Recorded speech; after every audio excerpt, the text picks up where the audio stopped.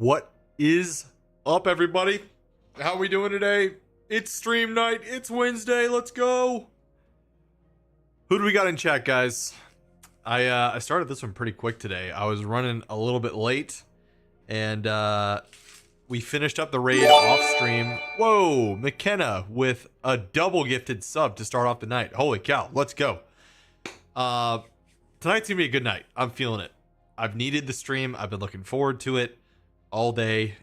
Just a long day at work. I say the same thing every week. You guys already know the story. We don't need to go into it. But Terry Quick was first place today and said, "Hey Garrett, I hope you're having a good day. I hope you are having a good day." Terry, high fish, stupid ads. Fortunately, well, hopefully you're here now, and hopefully you just missed the starting screen, which doesn't have anything. But what's up, high fish? Bruin, always first or towards the beginning. We are back. Yeah. What's up, Kathis? So yeah, today just kind of a long day at work. I have a new boss, as you guys know from yesterday, which I was late 30 minutes to work yesterday because my alarm didn't work. But ooh, what is that double sound? That sounds bad. It was like an echoey sound. Hopefully that fixes itself. But yeah, no, my new boss is really cool, actually. I really like him. Liam with the Joker Sting. Bruin again with the Surfer Bubba. Love that. Red-Eyed Wolf. Dude, I'm pumped to get you through Salvation's Edge. I think it should be a good raid. It was a really smooth raid with you last time, so I think we're going to be just fine. I do have that in my Twitch, whatever, reward redemptions, so. McKenna, again, I'm just getting caught up on the chat. Thank you again for the double gifted sub within like 30 seconds of starting the stream, so that's awesome. Electrohead in the chat. Devin, it's Wednesday. You know what that means. You know what that means. Red-Eyed Wolf, it's Wednesday. You know what that means. Yeah, good, High Fish. I'm glad that you at least just missed the starting screen because no one cares about that. Bryu is in the chat. Francis in the chat. Electrohead, apologies. Not happy with the current Star Wars world. Explain yourself. So I'm not a huge Star Wars guy. To be honest, I was when I was a kid. I watched all the movies, but then Star Wars kind of tapered off a little bit. I was really excited for episode 7 when it came out. I watched it in theaters, and I just kind of walked away from the theaters being like, that's all right. Edgar, what's going on? High Fish, starting screens are awesome. I think this starting screen's pretty cool, actually. I really went through the whole library of starting screens that you can get, and I settled on that one. Well, probably what I want to do is eventually get it more like Kothis branded, and it would be cool to have some animations with like bears and bear swipes and stuff, but I don't know how to do that. I don't know how to contact people who can do that. I'm sure I could figure it out, but it's not as top priority for me right now. Bryu, current Star Wars just can't seem to find its footing in a real strong direction as a whole. Is it because there's too much Star Wars? I think that's the Marvel problem. It became a problem with Marvel when there was too much of it. Electrohead, they're just kind of messing it up slowly but surely without caring. This new world director is pandering too much. Yeah. I can see that. It's different. It's a different Star Wars than it was when we were kids. And when our parents were younger. Yeah, everyone's a different age. I'm just assuming all of you are exactly my same age, which you're not, so. Devin, didn't get to see most of the stream yesterday, but you're here today. I'm glad you're here, Devin. Yeah. Showing why you like Godzilla more. One of my friends at work saw Godzilla for the first time. He's going to Hawaii in a couple weeks, and he hasn't been working out for like ever. He just doesn't work out. And he's like, but I really want to look good with my shirt off. And so he's been walking on the treadmill, watching an entire movie at a time. And he's like, I've just been watching like 2.5 hours at a time. So he watched Godzilla, the 2014 one, for the first time. And we talked about it today. Bryu, there could be too much. There could be. Yeah, I feel like that, like, again, Marvel it was too difficult to keep up with, and then it just was like, this is not the same Marvel that I knew. I used to look forward to every single movie that came out. Red, it's becoming too Hollywood. Yep. Francis, you wish you were my age. 34 is a good age. I like it. I try and enjoy every year. I think there's benefits to every single age that you are, as long as you can find appreciation, enjoy it, you know? I missed the times when I was 21. I'm sure there was fun stuff, but I had no money when I was 21. I was in college, living on my own with 4 other dudes, football players, and the house was messy all the time. It wasn't even a house. It was like a 500 square foot place. It was terrible. So then I'm like, yeah, maybe I like being 34, actually.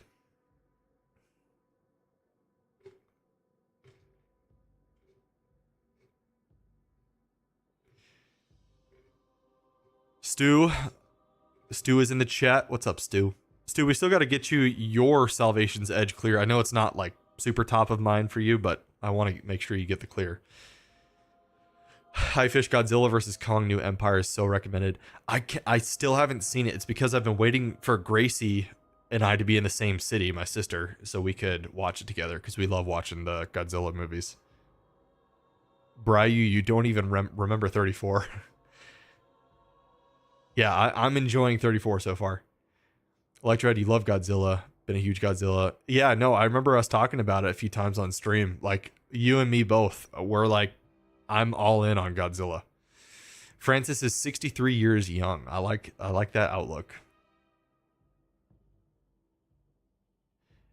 Electrohead, never gonna hate on Star Wars. Yeah, I can't hate on it because I have not seen it. It's just I'm more apathetic towards it. I don't really care about Star Wars right now. I'm not up to date with all the storylines. Honestly, if you guys saw the long video that we watched before stream and watched me play through it, if this was made into a movie, people would freak out. I don't know how well it would translate to real life Destiny stuff, especially some of the characters. They dress kind of weird. Like Osiris is dressed like an eagle. He has like eagle feathers, and he's supposed to be this serious character. So they kind of probably have to tone him down a little bit. But this whole lore of this universe it's Star Wars level. It's wild. It's been like 10 years of writers building up these amazing backstories. Stu's running Legend campaign on your Titan. I still have to get Legend campaign with my other 2 characters as well. I don't know if I'll run Legend though. Probably just run normal just to get through it. Hey, what's up, Haley? I see Haley in chat. We got Melissa P here as well. We're assembling the Avengers. All the people that show up every day are slowly rolling in. Love it. ARG is in the chat. What's up, ARG?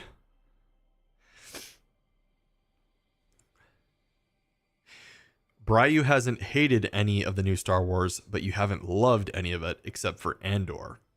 Andor's a TV show, right?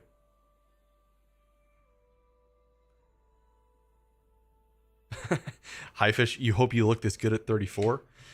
I mean, I appreciate that, man. Yeah, 32 is, you're young. You are super, super young. 34 is still young. That's what I consider it. Shoot, you're young at 65 when you could jump off the ropes like my dad does. So you're young until you believe you're too old, I guess. I look about 29. I'll take 29. Edgar, it's been crazy catching up on all the lore. I'll probably rewatch the My Name is Bye video 3 or 4 more times. Not soon, but across time. I can just see myself sitting down for the 9 hours on a Saturday when I'm not doing anything. And just, it's so good. Especially the beginning parts. You're like, wait, okay, this was happening millions and millions of years ago. This is how the Witness was formed, and all the Rolk lore is really cool. The Nezarec stuff and the Witness kind of assembling his disciples is just really, really cool. And how they planted all the influence with the Hive, because initially you thought the Hive were like the big enemy race, or like, how can you get more powerful than the Hive? And it's like they were just pawns in the Witness's world. It's so cool. I am a nerd. I'm so nerdy. Terry Quick just turned 49. And Bryu confirmed Andor is a show. I feel like I see some Star Wars shows like oh my goodness, what's the one show that's really good? What's the one? Is it what is it? Oh, I'm blanking on it. The one Star Wars show with Baby Yoda. That's the show that everybody likes. At least from what I've heard, people love it. Hi Fish, you're young until your body says no more. Mine's getting there from a stupid teen life. Yeah, I feel you. I know that there is a lot of reversing that you can do, High Fish, and I'm not just saying that. I've seen some crazy transformations. Ricky Steamboat being one of them, who's I believe in his late 50s. His stuff with Diamond Dallas Page, you should look into that because it is. He was in really really really rough shape, and he went to Dallas Page and they just started doing. It's not like yoga is the all curing solution, but it's just like a mentality shift that you have. And dude, he looks like $1,000,000. The guy is like extremely good looking and like totally became like 20 years younger. And you're like, dude, how is this the same guy? You guys should check that out. Ricky Steamboat. He's like late 50s, totally turned his life around. So maybe there's some encouragement for you, High Fish. Because, I mean, he wasn't making bad decisions in his teens. He was making bad decisions in his late 50s from his early 20s. So, you can always make some progress. Ugarte says nerd alert. Thanks, Ugarte. Mandalorian, yeah, okay. I know I'm like 2 minutes behind on messages. Sometimes I go on rants, as you can see. Yeah, Mandalorian. Seasons 1 and 2 were amazing. And 3 just sucked, or what? Oh, yeah, Butterbean. Yeah, Liam, Butterbean had a really good one. Butterbean he couldn't stand up. He had to have like a walker, and he was at like a angle like this. His back was like this when he was walking, and then now he could stand up. Like it took a lot of work, but it's so cool what the body can do and how it can recover. DDP yoga is awesome. I agree. Just the work he does and the passion he puts into everybody. It doesn't matter if you're famous, you're not famous, you're just a random guy. Like he'll put the same amount of effort into making you feel better about yourself. Really nice. I actually had the privilege of talking to him for quite a while before Revolution. He was there backstage, like literally as I was getting ready. I might have had my face painted. It was maybe like an hour or two before the match, and we got a good time talking. I don't think my face is painted actually. This is maybe a couple hours earlier, but we talked for a while about his DDP stuff, and it was great. Butterbean, Ricky Steamboat, it was great. That was like I hadn't seen him in probably 10 years, so it was good. Your dad and DDP favorite two favorites ever. Those are two good ones. He is that like genuine of a person in real life. No cameras around, like he's the same guy. It was really cool to see.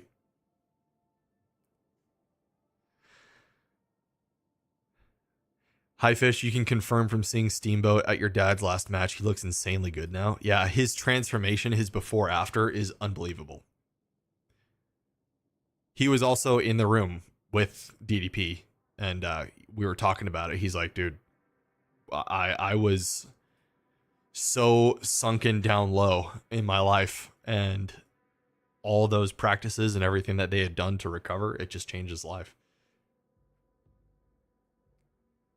Steamboat has elite muscle memory. Dude, that's a great comment.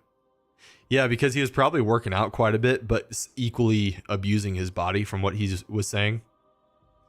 Just through drugs and, all the stuff that you can do. All the stuff that wrestlers typically do. Bruin, did I see the episode with Bo Hightower when he cracked DDP? Yes, I did. I've seen almost all the wrestling ones with Bo Hightower.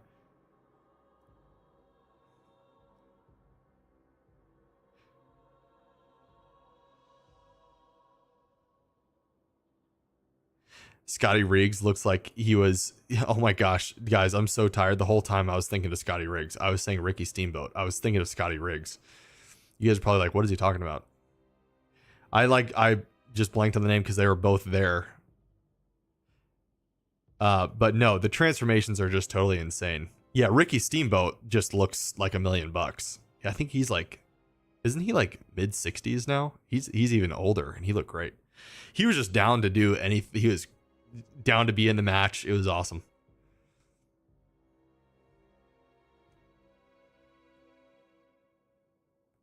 Han, thank you again for helping me with the witness. Purchasing the raid jacket. Guys, we got Han through the raid. Finally, through Salvation's Edge. We spent, you didn't know, guys, but we spent probably,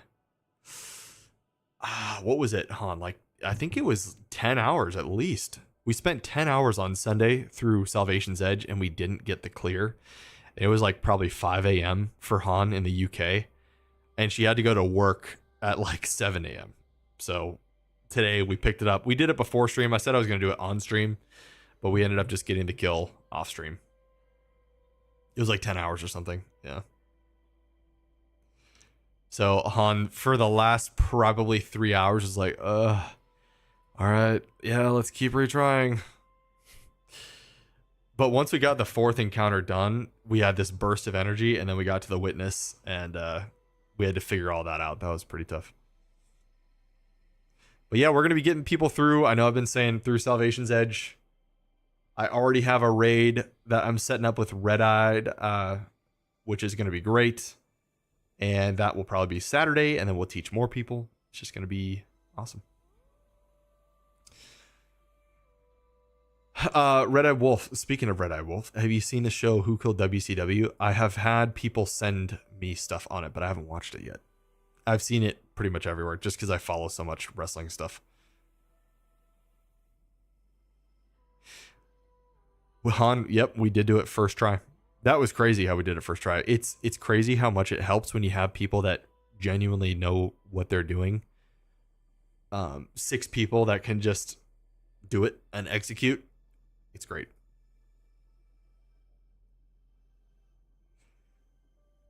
Hi Fish, I remade the characters on D1. And not hard clears done with all the raids, including Stupid Wrath. I know you said you don't like Wrath. It is a great raid. If it comes back in Destiny 2, you'll probably feel different about it because you're more powerful now in Destiny 2. Destiny 1 was harder because it was just shoot gun, pop super, throw your grenade once every minute and a half, melee, and then that's it. That was the whole gameplay loop. There was no like build crafting. You had exotics, obviously, but they didn't do nearly what exotics do now in the game. I pulled a sneaky camera move on you guys. Did you see that? Bryu says Wrath is the best. I would have to agree. Oh, yeah, it's tough because King's Fall, scale-wise, is my favorite raid. Which has now been beaten out by Salvation's Edge. Salvation's is for sure my favorite raid. But Wrath, when that came out, mechanically was more fun than King's Fall was. All the empowerment buffs that you could get, and the crisscrossing of all the Scorch Cannons that you have to pass back and forth. This Scorch Cannon can deal with this copy. Like, it was so sick. I loved that raid. Liam, what role am I looking for in the class item for Titan? I want the Syntheseps and the Heart of Inmost Light one. I think that's just that. I want that on every character, honestly. But yeah, that's definitely what I want. I will be grinding for that. Highfish Planets is your favorite encounter you've ever done? That's a good one. That's a good choice. I can see that. Once we got, I know you guys were watching last night in stream, and you're like, dude, what are you talking about? Like, with the shapes, you guys are like, I'm so confused right now. Yeah, this sounds terrible. Once you wrap your head around that encounter, it becomes your favorite. Han has PTSD from planets from spending hours in it from Pantheon.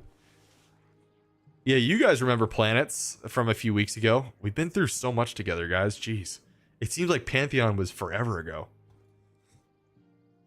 Step on up. Take a look. Okay, Ugarte Kathis, can you explain why some content creators play Destiny for over 30 hours? Plus, I'm cloudy on this subject. Yes, I can explain that. That is so. I definitely will be doing that next year. I want to do if I hope it doesn't take 30 hours, but I want to be in the race. Like I think that would be fun to get a legit clear. I have one contest mode clear. But what it is, Ugarte, is when they release the raid, Salvation's Edge, every time they release a raid, they enable what's called contest mode. So if I go all the way to the right here, I boot up the raid. You have to go with like 30 miles to the right. Okay, Salvation's Edge. This would say difficulty contest, and that's just for the first 48 hours. And what they do is they automatically scale the difficulty to where every enemy is 20 power higher than you are, and enemies hit harder, and it's way more punishing. And the main thing is no one knows how to do the raid at all. So being that it's a new raid and it's 20 power above you, it's just going to be a rough time. So people couldn't finish it. But if you do finish it, you get an emblem that's only available if you complete it within the 48 hours. So once it's gone forever. And so people want that. It's more for, I guess, bragging rights to show how legit of a player you are. But it's also just genuinely fun. Like people go for the world's first completion. So let me see if I could pull this up for you guys real quick. I'm going to show you guys something. World's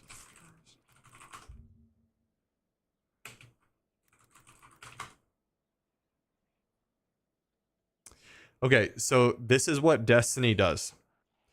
They give a wrestling belt to the first team in the world to complete it. All 6 players receive a wrestling belt that show the colors of the raid. So everybody in the world is going for this. They want this belt. And some teams have 3 of them because they've won 3 times in a row. They've completed the raid first. So this is actually, what is this, the Root of Nightmares? Yeah, that's Root of Nightmares.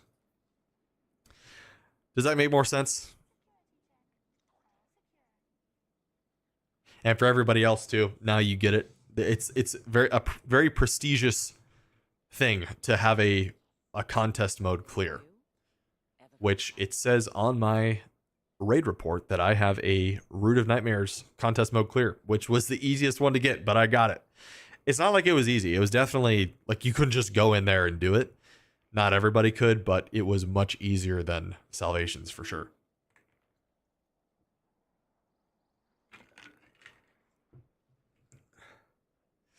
All right, I'm gonna read some other messages. Red Eye Wolf, I was playing around with the rocket chest exotic, pretty solid. Oh wait, you said that's pretty food, but that's pretty good.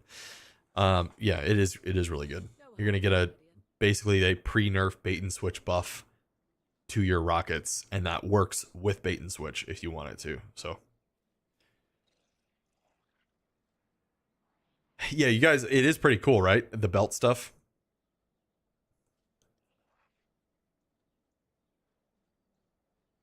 You wonder what the Salvation's Edge one? I think they showed it. Let's see. Last Wish. Yeah. Wait, no. World's Salvation's Edge. This is it. Right here.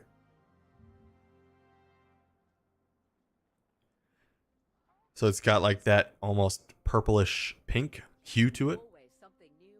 And these are like full-size legit belts. So Durant sucks. It's Sting. Dude, what's going on? Durant? Good to see you. Hi Fish, if you ever get your Twitch to where you can redeem a raid run, you're gonna go for Last Wish because you want to learn.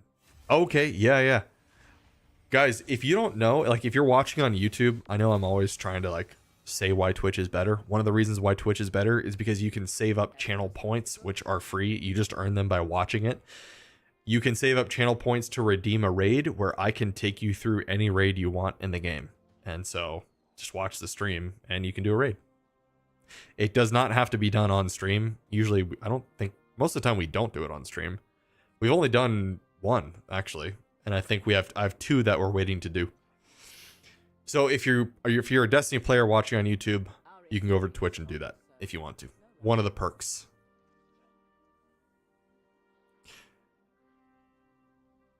Yeah, Hi Fish, it would be fun to run a raid with you. Another one, because we've gotten one in together, a Deep Stone.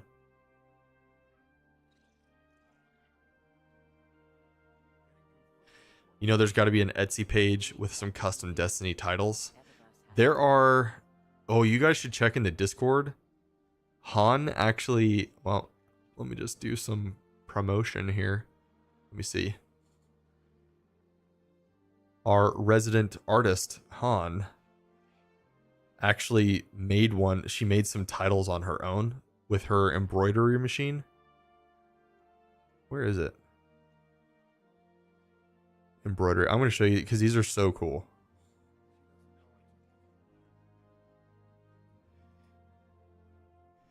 Embroidery.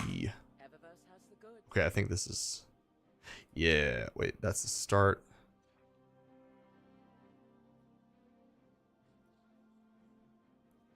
So Han made a couple of these. These are pretty sick. And they actually... She has a picture where she stitched one onto... Or she didn't stitch, but she... got one on her jacket. And I don't think this one's done, but this is the only picture I had on the fly. But this is the Kingslayer title. Like, how sick is that? I know we're just chatting, guys, right now. We'll get to some gameplay, but the stream started and you guys were pretty chatty. Meatball raid? What? Dude! We got Chaotic Meatball here. I was like, wait, who are all these new names? Guys, we got raided by Chaotic Meatball. Dude, good to see ya. Streaming's been going well. What's up, Fleeting? Who do we got here? We got Maddox. We got Something Clever. Valum. Shadow Rain. All new people. I apologize if I missed any of you in here, but yeah, we got some Destiny today. We actually just started the stream, so perfect timing. If you guys like Destiny 2 content, I do. I'm a Destiny 2 content creator. I make videos and I live stream. So today we are tackling the new season. We have the Echoes new stuff that came out yesterday. So we have the final shape that came out last week. Echoes kind of continues the story, and we're kicking off the next 10 years of storyline. Zuger says Meatball Raid. Yeah, welcome in, everybody. No one says your name right. I'm glad I said it right. First try. Yeah, welcome in, everybody from the Meatball clan. You guys are all awesome. Thanks for hopping in. Yeah, tonight's gonna be fun. We've just been... I started streaming how long ago? 30... We've been talking 30 minutes, guys. I haven't even done anything. I've just been chilling. And Zico joined my fire team. Yeah, we love raids. We love more viewers. Appreciate it. Chaotic, yeah, so Meatball, basically, it's been going on 10 years already. And this kind of kicked the 10-year, or we finished the storyline of 10 years. Now we're kicking off the next 10 years. So yeah, we're looking at 20 years. And then probably longer than that. So yeah, it's crazy. Voilum says, I've only played some Destiny 1 with Peter Dinklage voicing the flu. That's a long time ago. So that's like 9 years ago. Those were the old days with the Dinklebot. Doucheman, what's up? Yeah, man, Peter, I actually liked him as a voice actor. It was pretty calming having him, but I don't think he really fit the kind of character that they wanted. He would say things that were a little bit too monotone, where he'd say like, "Oh, we've woken the hive," and it's like we've woken an entire army of aliens.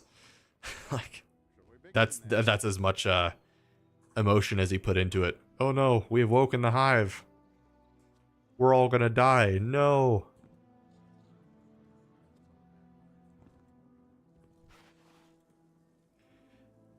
Meatball, that's insane. Guess it helps when it's more of a PC title. Not sure if it's possible to sign your. Yes, it is. It's all cross save, all cross play. So we play with people from Xbox and PlayStation all the time.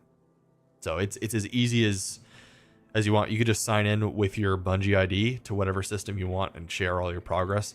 They get you by you have to buy all the expansions all over again. So I've now gone from PlayStation to Xbox to PC. So I've bought everything, well, not everything, almost everything 3 times. So Bungie, I should never have to pay them ever again. Steven Robinson made it to Trials of Osiris and Destiny 2, but watching some of this new stuff makes you want to get back into it. Dude, you should. So if you guys don't know, it just got rated a 93 on Metacritic, which is the highest score of any game this year. It's literally the best game as of the moment, and more reviews will come in for sure, but it's just really cool to know that, holy cow, Destiny's on top right now. The story is just, it's that good. There's so much lore behind it. It's amazing.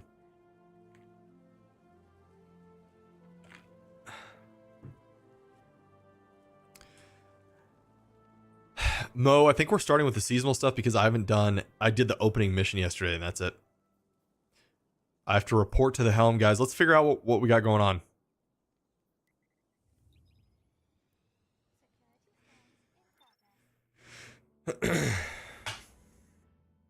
Tinklebot literally just stares. Yep. Meatball, you've heard Peter's lines from the early days of this game, and yeah, I don't know how people found those line reads acceptable. I heard, I saw a compilation recently of the Dinklebot, and I was like, oh, I don't remember it being that bad. But when you hear them all in succession in just a clip, it's like, it's pretty bad. Jespa, we don't want you in here. Bot scammer. Get him out of here. We haven't had one of those in a minute. Signal is clear. Initializing now. Hey, what's up, Zico? Hello. I saw you join my fire team a second ago. Welcome to the hell, fails.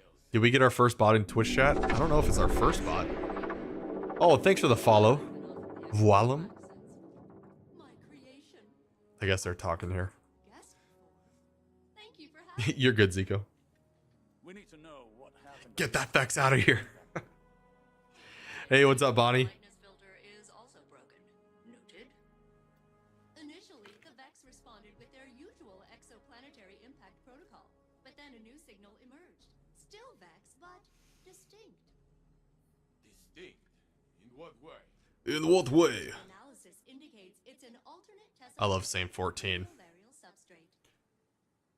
Put it simply, I may have spent centuries in the infinite forest, but I'm still a Titan.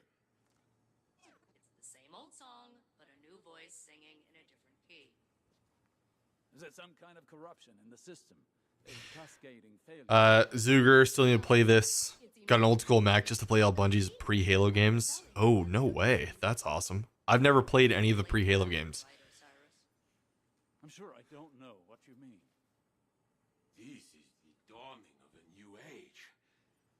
Even the Vex can see it. For the first time since the Black Fleet arrived, I feel like anything is possible.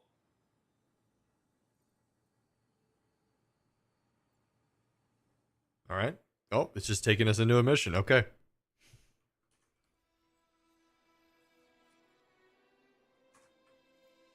For centuries, the Witness pushed us toward a final confrontation. Spoiler warning, by the way.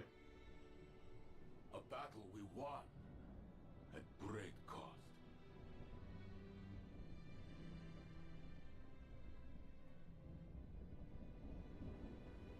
The future is suddenly ours again. Now, we finally have time to grieve. To remember those who built a future they'll never see.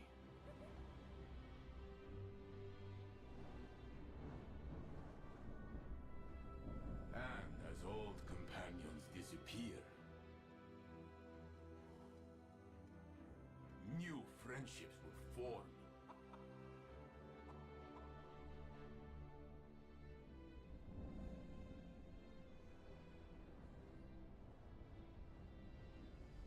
remind us that unity is our greatest strength.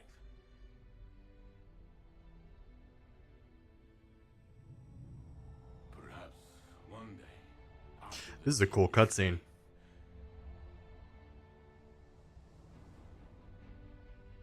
Osiris and I will return to a dream we thought we'd lost forever.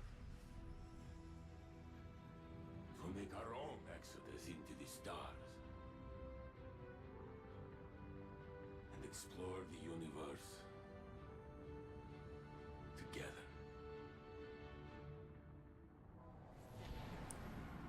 Marathon is amazing. I've heard Marathon is really cool, and I don't know too much about Oni. I'm excited about the new Marathon, actually. That's a wonderful dream, Saint. One I share. Must be nice to have someone to dream with. Instead, I will vicariously share in your affection. Yes, well. First we need to identify this new threat. Come, Guardian. Let's secure what Failsafe needs to finish your analysis.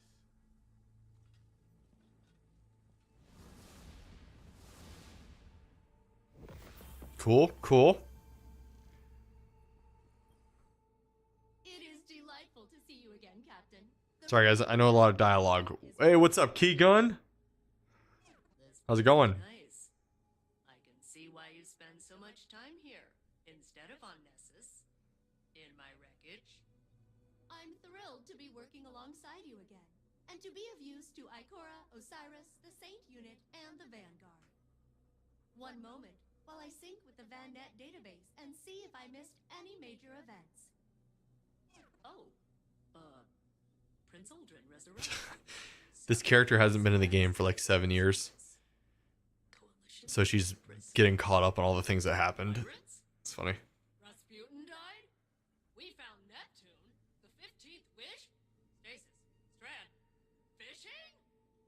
Clearly there is much Fishing. for me to review.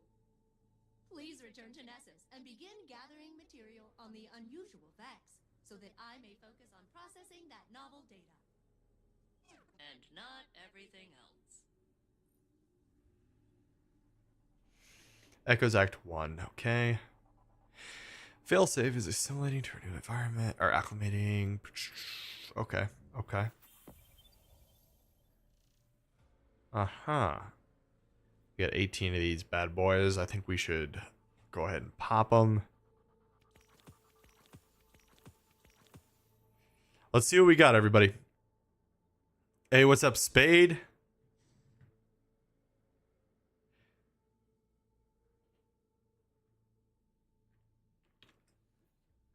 How's the night going, Keygun? And Spade, welcome to the chat. Okay, so this is my first time seeing, well, I've seen some images of this stuff, but look at this armor we get, guys. This is kind of cool. Is that like cloth? I don't really like this part. Kind of cool. What about the mark? Okay. Red-eyed, you will only get the sword and GL right now. Well, I have lost signal in my loot pool. But yeah, I'll probably wait to where I can focus specific ones. And then, oh, we only have 2? Wait, patron lost causes. No, there's more of these getting added. And breach light, this is a strand heavy burst. Okay. All right. All right. Spade, frustrated with these prismatic unlocks, 4 left, and the way Bungie set it up is really weird with the vestiges not dropping for you. The vestiges not dropping. You mean the purples? So if you have, or are you talking about the blues, Spade? Because if you have multiple, or if you have more than 5 blues and it turns into a purple, you can't make another purple. So you have to use the purple one and then collect 1 more of the blue and it'll turn into a purple as long as you have more than 5. You have more than 5, no purple. it might mean that you've done, I don't know. I mean, clearly you're watching a guide, so you know what you're doing. I remember I was confused by it, but once I figured it out, so like the light vestiges you get from the cysts, and the darkness ones you get from the corrupted chests in the Pale Heart. You collect 5, it automatically turns into a purple, and then it tells you where to go, and you have to consume that purple to open the chest before you can create more purples. Others are having issues. Okay. Well, maybe I helped someone out there.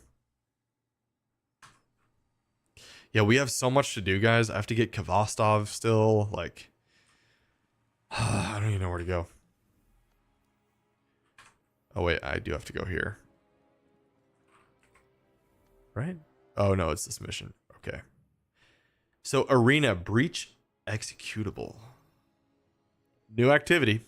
Here we go. We're finally getting to gameplay after 42 minutes, guys. 87.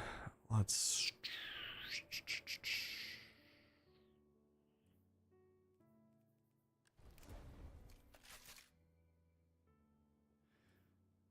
Yeah, why not? Let's just start there.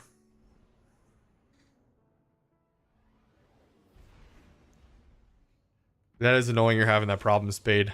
It's just like you want to play with the new stuff. And you can't because the game is not working correctly.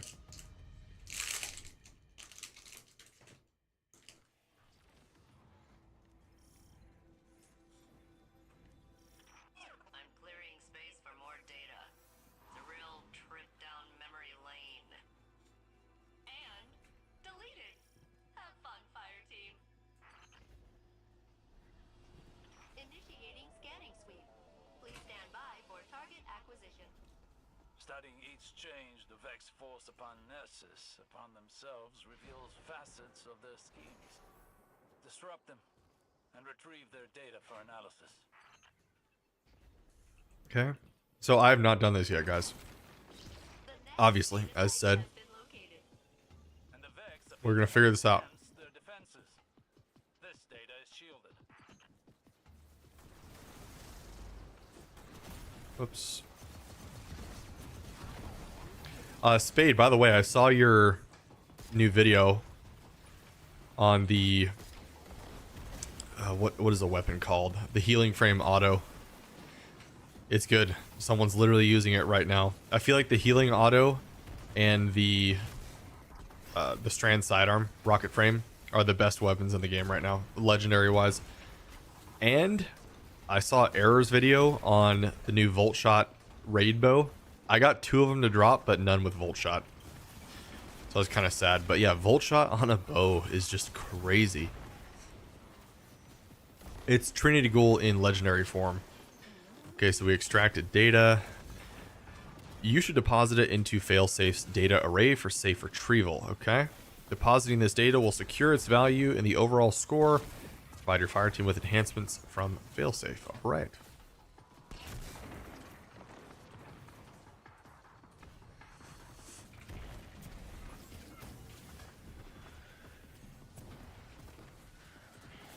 I gotta fill up the bar most likely.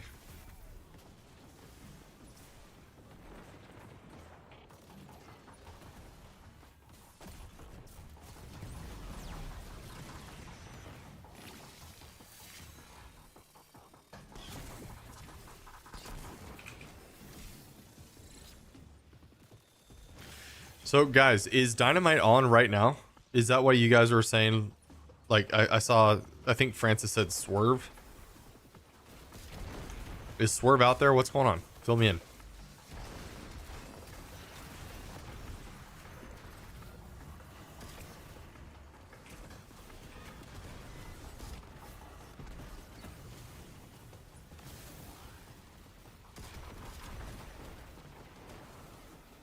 It is on right now. Okay. Why do I feel like it's earlier than normal? I feel like it usually doesn't start until like 2 hours into stream. I could be wrong. Jack Perry and Dustin Rhodes. That's pretty cool.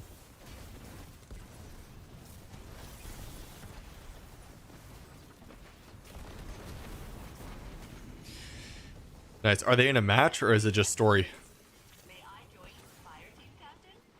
promo?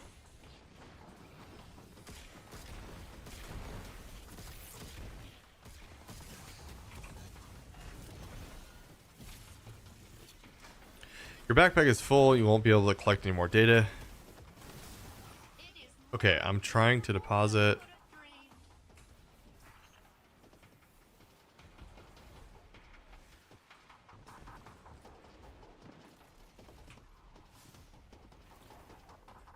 There it is.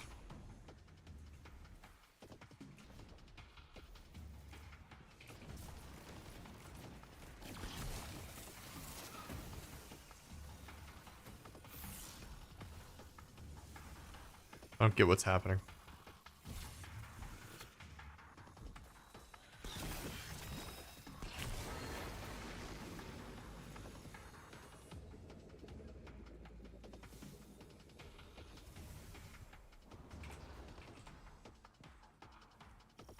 We've pulled everything we can Matthew Nicholas trying to get Swerve to come with him. Okay. in the area and find our next target. Data streams are consolidating at a new location. Stand by.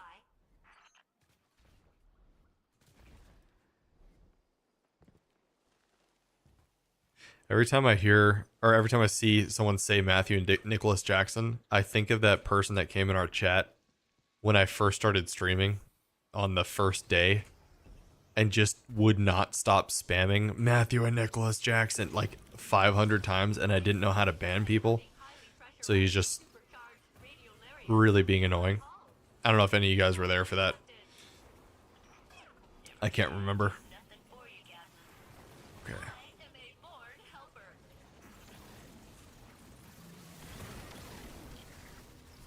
So I have. No, yeah, Pentawa, you remember that? Didn't ruin the Young Bucks for me, but it was just like it was a funny moment on stream. I was happy. That's how I learned how to ban people.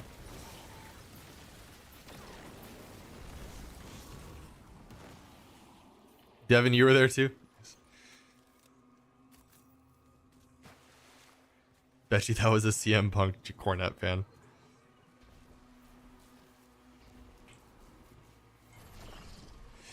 Alright, so let's figure out what we're supposed to do here. Scan, probably. It's got the ghost sign on it. Data threshold reached. No. Rendering assistance.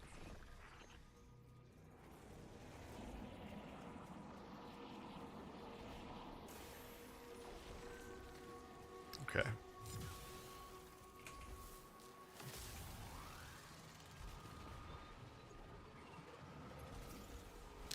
I've got to figure out what we're supposed to do. This gift and mulch some vex. Deposit extracted data. Okay.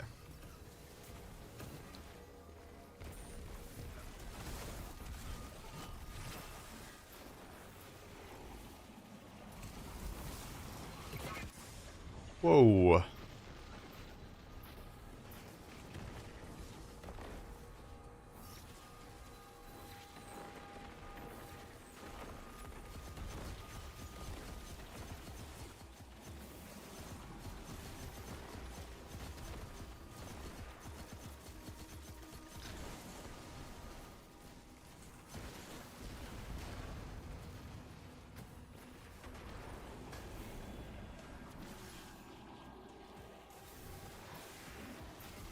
Wait, Terry, why rice and beans until Comic-Con?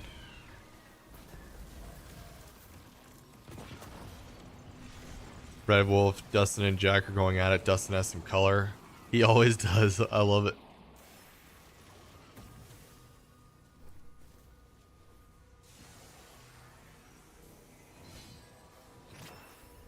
Yeah, Dustin gets so bloody.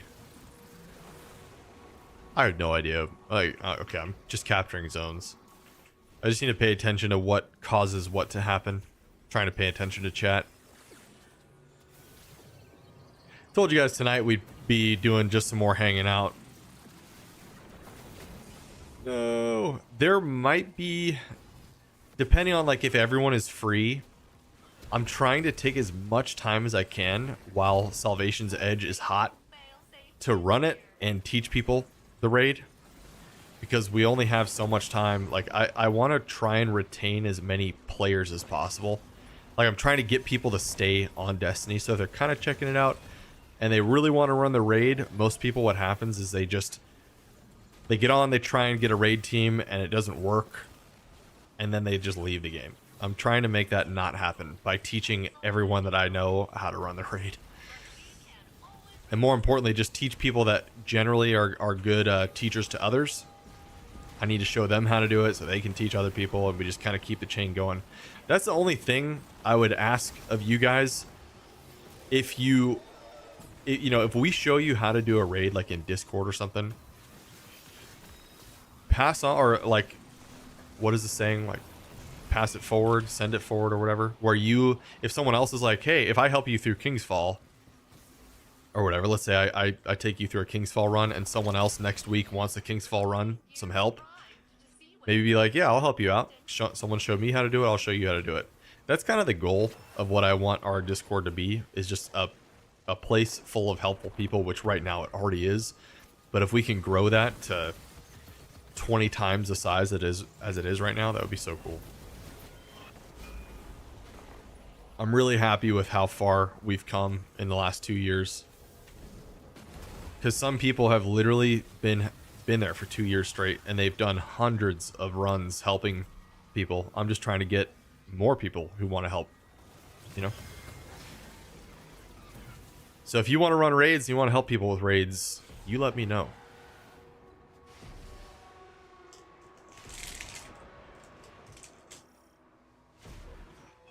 Pay it forward, that's what it is. I knew it started with the P. Any idea what that's about? They're extracting their access points and flooding the field with reinforcements. We are done here. Prepping for extraction run.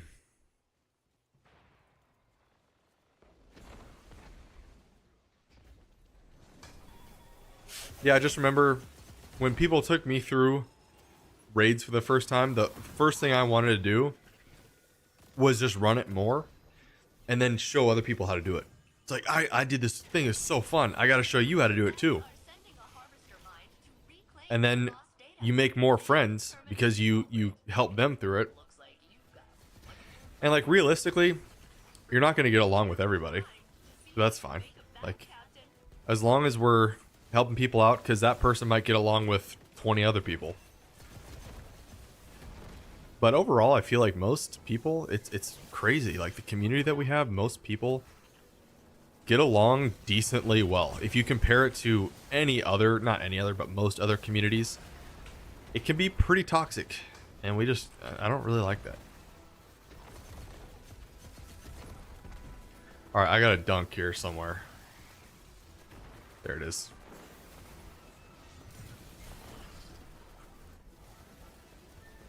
Okay, they've got to fix that. That's annoying. I can't dunk while I'm holding the relic. Don't like that.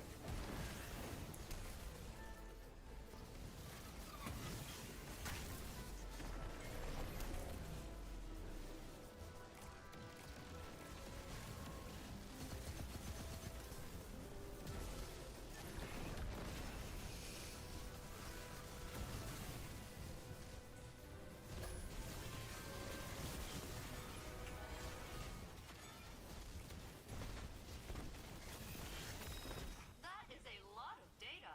Stepping in. Don't mind me. I'm just extracting data.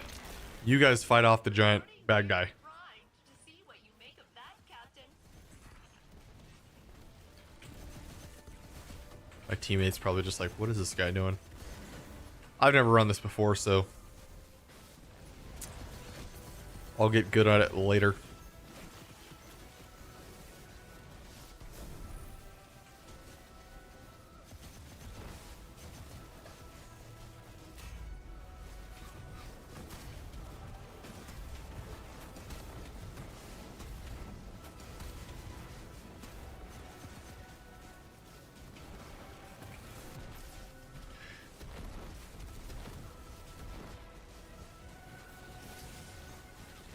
Wait, what did Jack Perry do?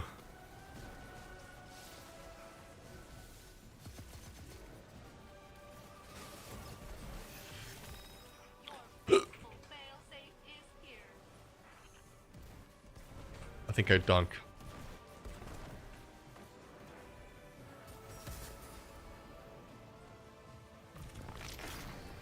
Please accept this gift. Oh, he beat And Dustin. launch some Vex with it. Dang. Guardian secure. Okay. So there's probably, I'm assuming, ooh, we got a red border. I'm assuming there's probably secrets that we missed in there. And that's fine. We'll go and we'll get them. It is not weird. The Guardian does not fail. Fragile focus, gut shot straight. Absolute garbage. PvE roll. What do we get here? Kinetic scout. Not really excited about that. It is strange. Another just straight PvP roll. Down by cutting off the head, then. No matter. We have enough fists for them all.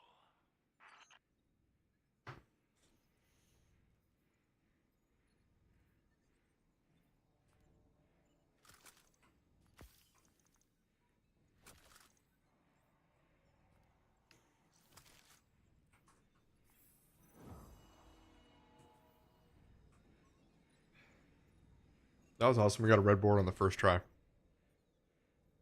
I guess I'll commend you guys. Take my commendations.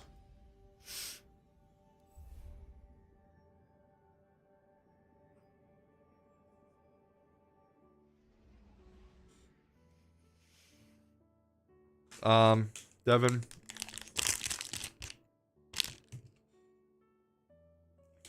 Quest bar. I am pretty hungry. Let's go back to the helm. We'll finish up this intro quest.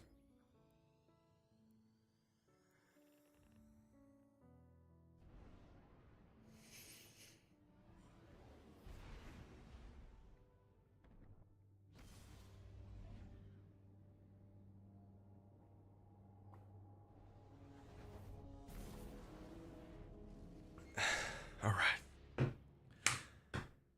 Hungry and thirsty. Okay. Do you guys see Nova in the background? Wait, hang on a second. I don't know if you guys have ever caught her hiding spot. She's there. She's on the router, which is on the ground. She blends in so good. You would never guess that's a cat, but there's a cat right there right now.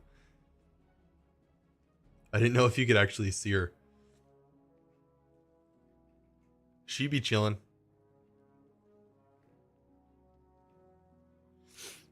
Devin, you haven't tried Quest. What flavors? So this one is the peanut butter chocolate, which is really good. I always like peanut butter chocolate. That's the only one I've had besides, oh wait, no, I've had birthday cake. That one is also a really good one.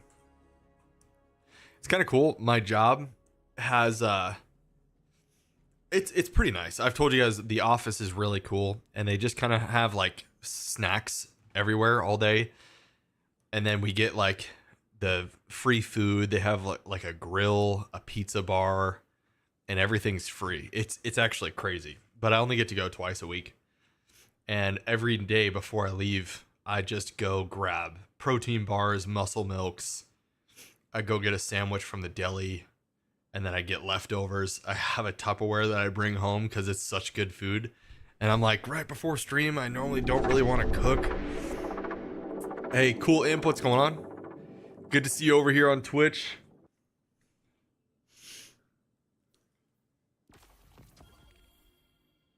And not a red border, okay.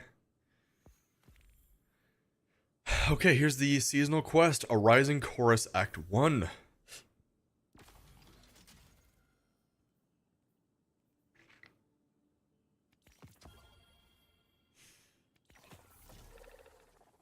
Okay. Investigate the locations failsafe marked on Nessus. Okay.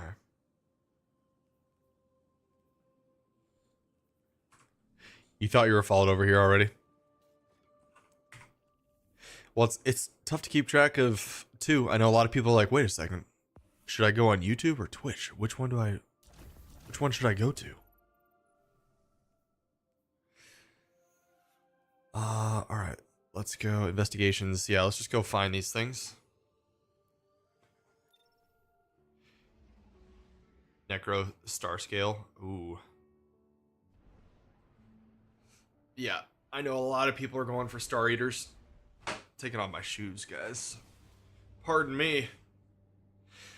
Anyone else that's a Destiny player, what kind of roles are you going for on the exotic class items?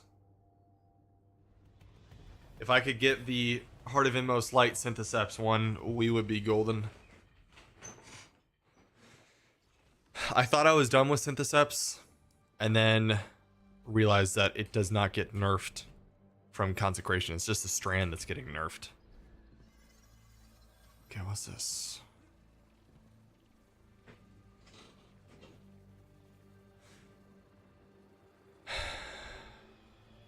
Okay, this is the secret stuff. I'm not going to be able to figure that out right now. Backstage brawl. Nice.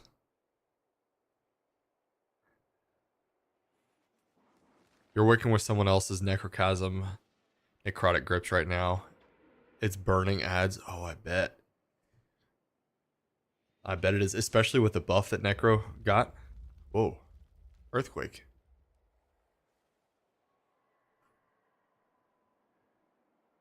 You have no idea what you're going for. You barely understand perks. Yeah, so here's what I would do, ARG. If I were you and you're like, there's so many exotics in the game. Oh my gosh. Wait, what? Oh.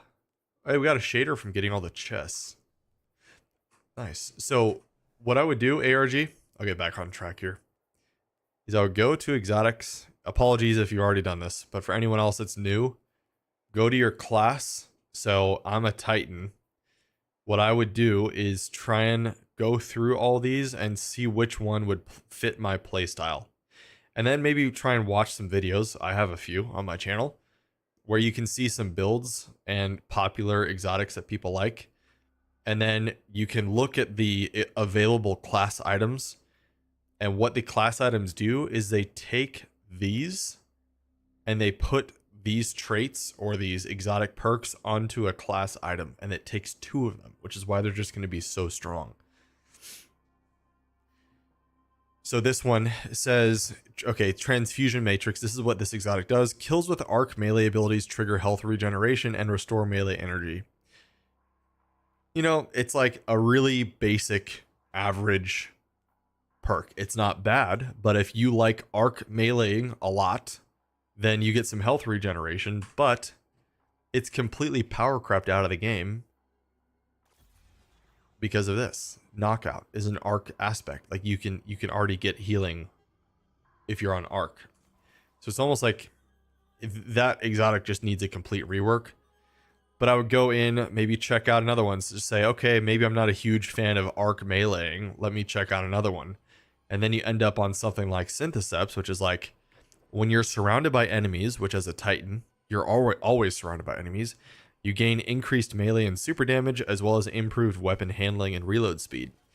Then what I would do, if I were you, ARG, is I go, okay, gain increased melee and super damage. Well, how much melee and super damage increase am I getting? I'd put them on and test them with and without, and you can see Syntheseps gives you like a crazy increase in damage to melee abilities. So yes, all Titans... All Titans love Syntheseps. We are Crayon Eaters, and that's it. Surrounded is only 3 enemies or more, exactly. So you would go through these, and I know there's a lot. So I have 3 pages of exotics, so that's a lot to go through. But you go through whatever your class is, and just see, you know, so this is a new one here. Okay, Gifted Conviction. Activating Ascension or Tempest Strike throws bouncing explosives at nearby enemies that jolt and damage them. So this one's like, okay, this sounds cool. It's got some arc verbiage, so this might be an exotic that I would use on an arc subclass. Again, this is like what if I was a newer player, this is how I would be approaching this. Go through each one of these, find one that fits your playstyle, and then maybe put it on and try and play around it. So I know I'm going on like a really detailed explanation here, but so there are too many people that just don't know this part of the game. They just get an exotic and they're like, ooh, it's yellow. It's better than the legendary I have. I'm going to put this on. And they have no idea what it does. So you always want to go in and actually look at what it does. Because if you are using this and you're playing like Void or something, it won't do anything for you because this only works with Arc. So you want to have different exotics that you like with different subclasses. I know that probably sounds like, oh, I already know that, it's so basic, but you would be surprised at how many people just have no build synergy, and then they're like, I can't do anything in the game, it's way too hard, because you don't have any structure to your playstyle or build. Anyway, long explanation, I know. Chris Fletcher, what's up, Tex? Jumping in to say what's up. Gotta get back to the pinnacle grind. All right, I like to hear that, Tex. Any luck so far? Have you gotten any good drops with your exotics? I know you probably got to get back to grinding, but curious.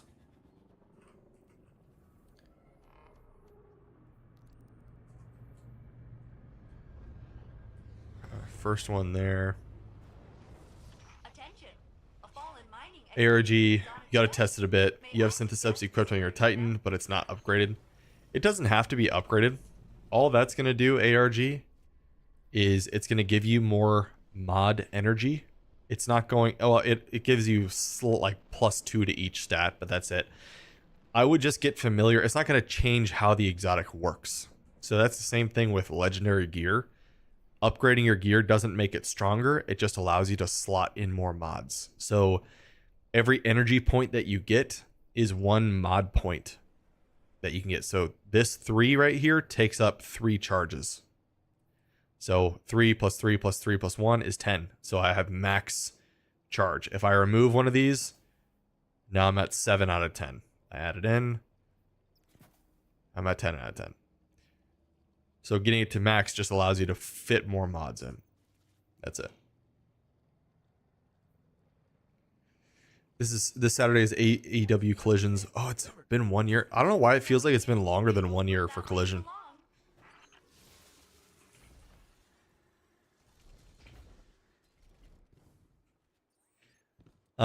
Yeah, guys, if you have any questions, there's no question that's too dumb. I was gonna say stupid, but like that would be like, actually, if anyone says that it's a stupid question, if you don't know, you don't know. Like, that's the thing. So you can always ask that stuff in my stream, and I'll show you. I'm more than happy, because if you're missing out on like 99% of the fun of the game because you just don't know how something works, then don't be afraid to ask. I will help you as best as I can. No stupid questions. What's up, Mags? That's new.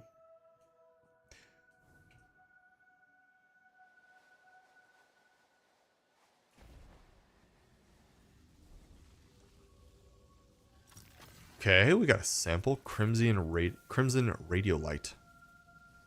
Anything else here?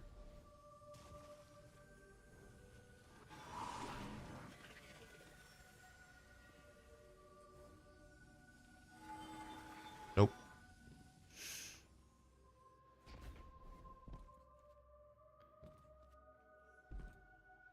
I want to go through the other door. I know it's probably nothing. I just have to see for myself. It wants me to go through here.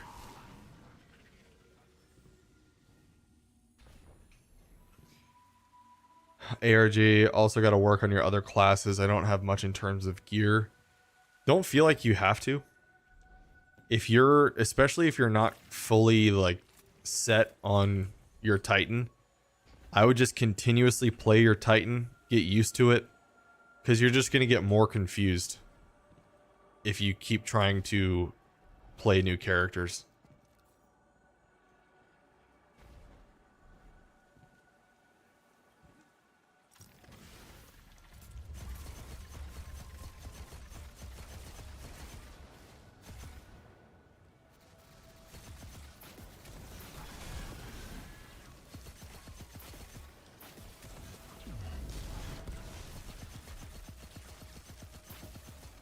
So in all of I've been making videos for a while in Destiny, and I'll make like guides on how to prep for the next season or the next expansion, which I didn't do this year, but I'll do that. And the thing I say to do, as not like a very important thing you should do, but usually as kind of like a medium priority item, is if like You already have a bunch of builds on your character.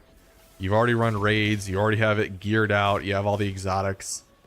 Then at that point, I would say start a new character. But if you're still like gearing out your first character, it is just not worth it to create another one. It's just too much to do.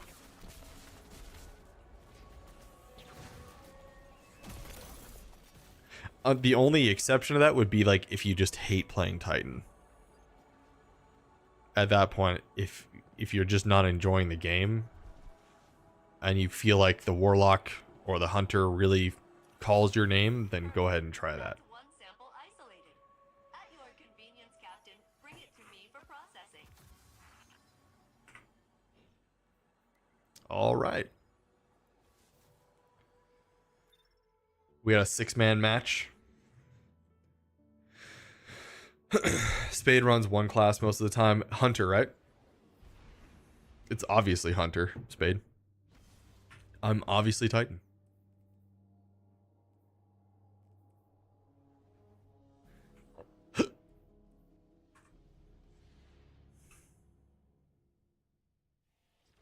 Yeah, I want to try and play more classes more often. This episode, we have a little bit more time. The extra month might help. Greetings, Captain.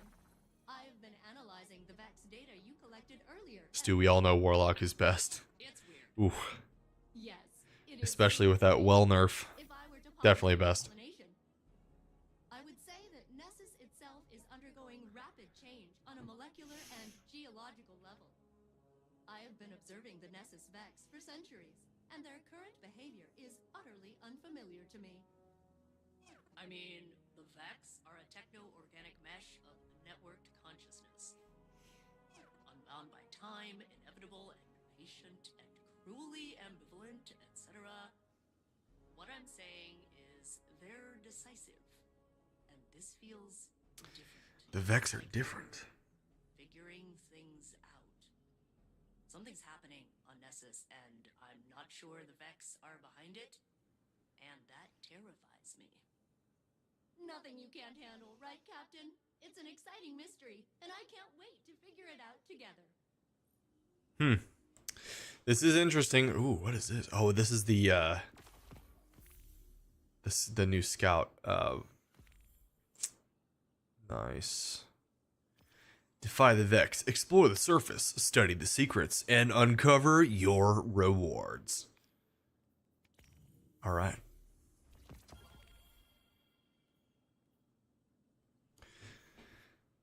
ARG, the other confusing thing is that you have to figure out what exotic you want applied at a time, since you can only have one equipped at a time. It just depends on what kind of build you're running, ARG. So yeah, it would be, obviously the game would be wildly unbalanced or imbalanced if you could just have all exotics on at the same time. That's what makes it kind of fun, is just picking one that really suits your playstyle and that you feel like you can master, as well as keeping ones for certain situations. So Pyrogale Gauntlets, for example, I throw these on if I'm doing like a raid damage phase or a dungeon damage phase for some bosses, because this is going to like drastically increase the damage that my Burning Maul super does. It turns it into like a really high hitting hammer hit instead of just a bunch of them. And this does tons of damage. So this is kind of like a tool that I keep in my back pocket where it's like, all right, we're doing damage. It's a raid boss phase. I'm going to put these on and just do tons of damage, then go back to my weapons. Where this Syntheseps is just kind of like a good all around. I can always do more melee damage to bigger enemies like champions, even well, not so much bosses anymore. But then I have, let's see, like Curse of the Falling Star. This is another tool that I use. If it's Arc Surge, I can throw on my Thunder Crash super for a boss damage phase. This turns my Thunder Crash into like this crazy high damage dealing super. So I wouldn't use this if I'm running Solar, because this only increases the damage of my Thunder Crash. So it wouldn't help me at all in Solar. It's not going to do anything. Blair GA, what's up, Blair?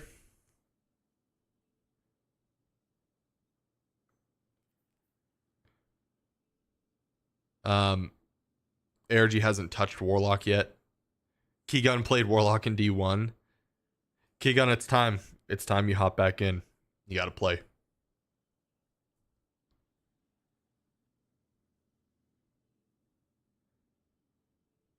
Something on YouTube keeps kicking you out?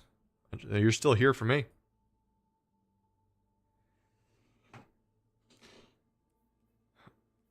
But yeah, like, does that kind of make sense, ARG? It's a lot. Like, you're not expected to just understand what every single exotic does all the time. Just find a couple that you like and maybe watch a video on, like, just look up like a Titan build. And then they'll always have an exotic in the build that you kind of almost build your character around that exotic. So this one, I know it's going to be really melee heavy because it does a lot of melee damage. What other one here? Like the rocket one, hazardous propulsion. This one's going to increase the damage of my rockets. So I know I want to have rockets equipped, obviously. Maybe I'm going to use this for if I have like my rocket sidearm on, I have rockets as a damage thing. That's another option I could do if I don't want to use Curse of the Falling Star. So like there's a lot of options. It can be kind of confusing, but when you isolate, you take out what we have probably 60 exotics or something in here. If you pick 3, then it's way less intimidating. You have your core 3 or 4 like I do. I don't use most of these. I've never used Antaeus Wards, MK4 Stand-Asides, Lion Rampant. Like, I don't ever use these things because they're just not very popular for my style of play.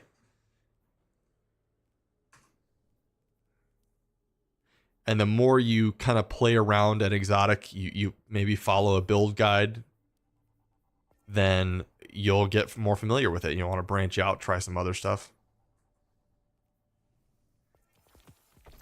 Definitely want that. Awesome. Let's see this new shader. Oh, it animates. That's pretty clean. I like that. All right.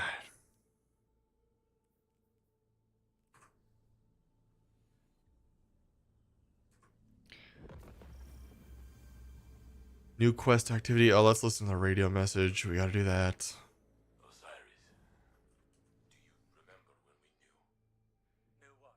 Like to see Biden in the ring with one of the big wrestlers. I'm not sure that would be a good idea.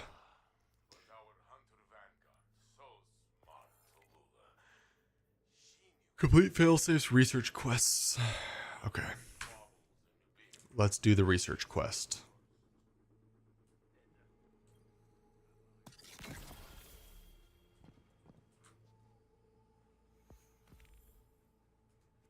Okay. Excuse me.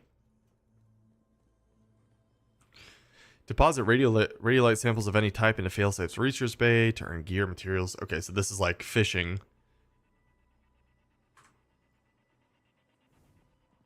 Oh, there isn't any more fish, huh?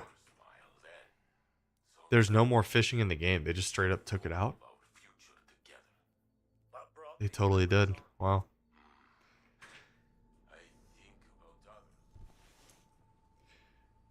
Ooh, nice, dude. Ursa build.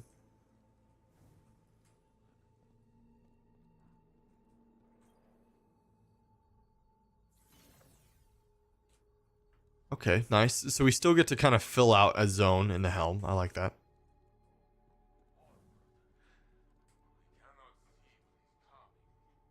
Yeah, Mo, I know it was a Season of the Deep thing. It was just kind of something where people genuinely enjoyed fishing way more than any other seasonal activity. People with like tens of thousands of fish caught.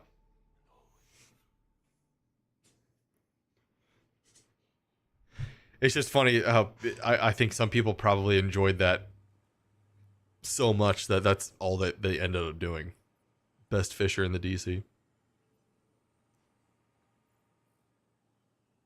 All right, is that it? Did we get a new quest up here?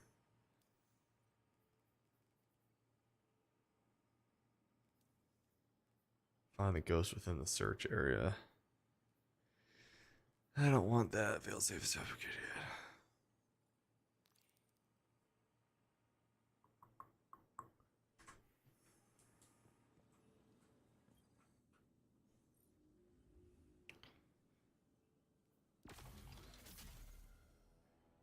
Okay, failsafe is found. The incubator shows found.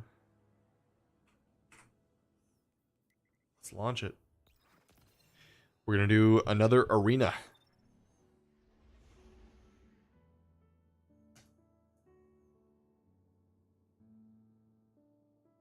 Did you guys see? Well, I know you did, but what are your thoughts on DMG returning as community manager? I thought that was so cool.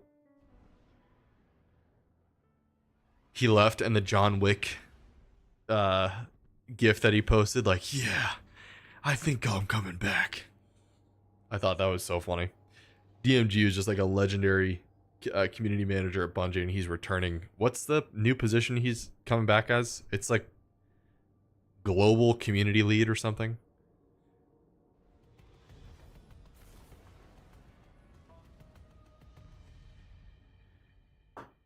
It'll be good to have him back.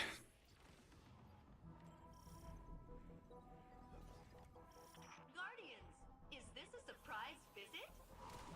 Now you're here to extract Vex data. Initiating scanning sweep. Please stand by for target Global. acquisition. Studying each It was a change big the Vex bummer when he force left. upon themselves reveals facets of their schemes. I feel like wasn't that right when Lightfall came out, or maybe a couple seasons into Lightfall? That was a pretty big blow to the community. But he's back, so we're all good. Has been located. And the Vex appear to have enhanced their defenses. This data is shielded.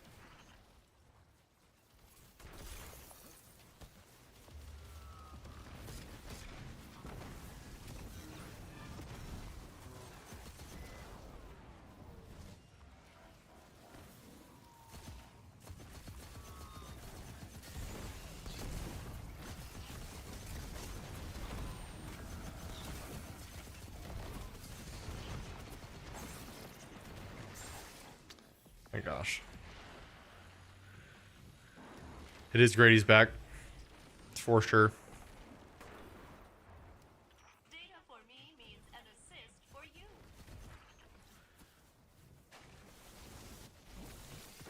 Recording gear prime to see what you make of that, Captain.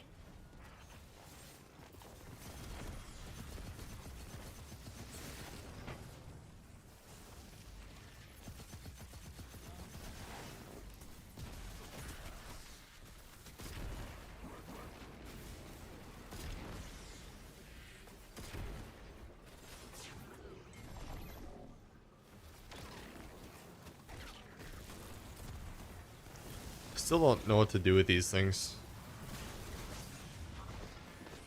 Oh shoot.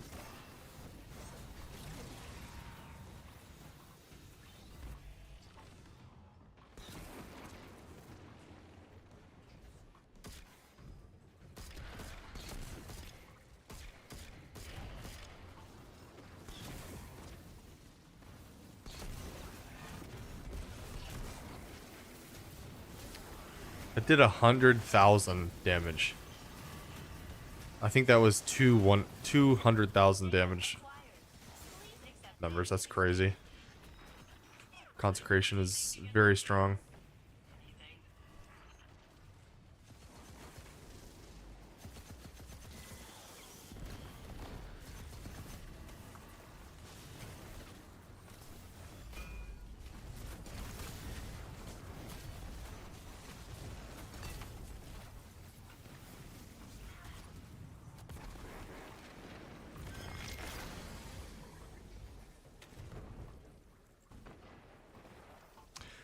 Finally got a purple quest.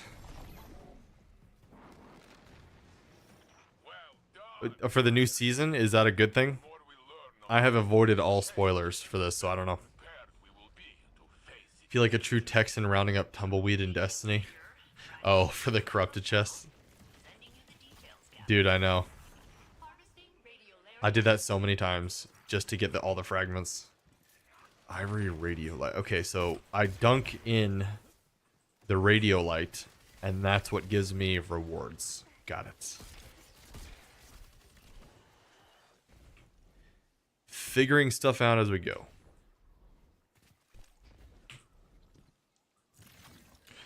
Hi, fish. It's 1-1 right now. Game almost over. Yeah, I know, Stu. I did that so many times. The tumbleweed back and forth. Just for all the darkness fragments. Or the darkness vestiges, rather. In the impasse area. I hope that's what you're talking about. Lucas, what's going on? How you doing today? Heads up, fire team. Scans are showing a geothermic surge near you. Also, it's shaking my shattered caboose. How are we feeling about this season, guys? Now that you guys have played it for a couple days, anyone that's been playing the seasonal content, getting their exotic class items, are we feeling good about it? This is my first hour in here, so I don't have really too many thoughts yet. I want to see the class items. It would be cool to know if they were going to expand on them a little bit. Maybe add some more. I'm assuming they'll add more traits in there. They have to, right? It's interesting so far. Data threshold reached. Love it. Great start to the expansion post campaign wise. That's good. It's never good when the first day of a season it's like, oh, more of the same thing. Having access to my railguns. So I feel like these episodes just have a different feeling to them. Even the way that they're structured with the 6 weeks, 6-week acts, it's almost like we're going to get content faster but also bigger stories that last a little bit longer. So maybe they'll be like more fleshed out storylines. Although I thought Season of the Wish was pretty good. I was like, I don't know how much better you can get than Season of the Wish. That really wrapped up things pretty nicely, or set things up for the final shape rather. Last season.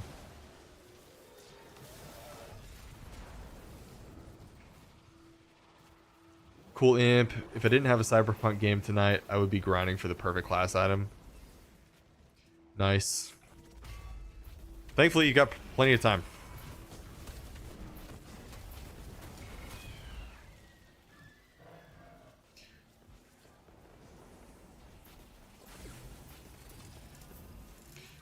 Spade, more chances for you to get behind. You already feel behind. The life of a content creator that is not a full-time content creator. Spade, no truer words have ever been said. Hey, what's up, Stephanie? How's it going? Spade, yeah, it's like I am always behind everybody. It's like by the time I get to the content, everyone's like, oh, I already did that. Meanwhile, I'm here in Premiere Pro editing a video on on a video that I'm hoping is going to do well. I hope people see it. You know, that's kind of the thing. Sometimes you win, sometimes you lose. It's just the nature of the game. But every time I see a video, it's like, well, I was going to make a video on that, but now I don't know if it's worth it or not. And then, yeah, you get behind. Like, I've only been able to focus on Salvation's Edge. That's it. There's just no time for anything else. I'm dunking over here. Okay. Show me what that was. Hi, Fish. Thank you. I appreciate it. More videos will be coming out. So I haven't had the time to make a legitimate prismatic build. That's how behind I am. I'm just kind of copying something I saw. Like, ooh, check out. I didn't even copy it. I'm using Consecration with Knockout and Syntheseps, and that's it. I'm using my own fragments, and it's just a normal build. There's nothing special with it. I just know it works. But the moment I get a Titan Prismatic build, I will post it. Same thing with Warlock and Hunter. It would be really cool to get some builds out. Ooh. Ikura subscribed with Prime. Thank you, Ikura. I am enjoying the expansion. I really appreciate that. Thank you very much. Stephanie still got to get anniversary from the day you met your fiance, June 1st. Also deceased grandparents' wedding anniversary. Oh, okay. Consider June 1st our anniversary before knowing that. Nice, nice. Sit and spin in the chat. 15 days till Down Trail's released for FF14. Nice. I can guarantee you servers won't be worse than the Final Shape expansion. Day launch. That was the worst. Couldn't get in for 14 hours, or what? Not, it was 13 hours, 14 hours that we were on stream. That was miserable. You guys watched loading screens all day long. But at least we got it together, you know. At least.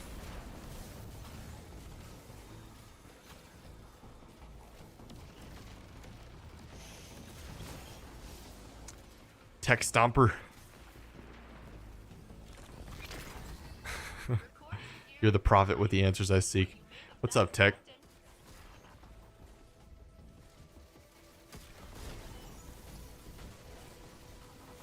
You see past and future running free. Are you quoting song lyrics? What are you doing?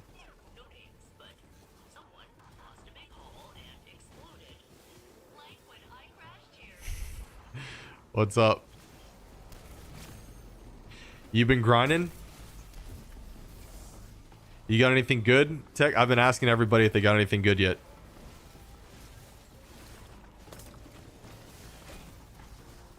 What's the song? Oh, is that the one? The song?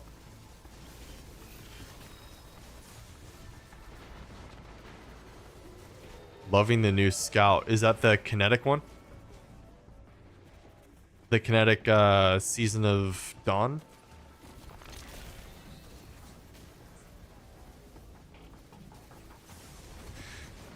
Oh, okay.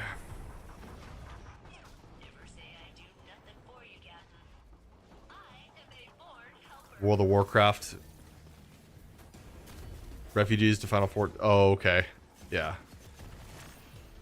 I bet it was bad. Yeah, for some reason, they didn't do a queue this time.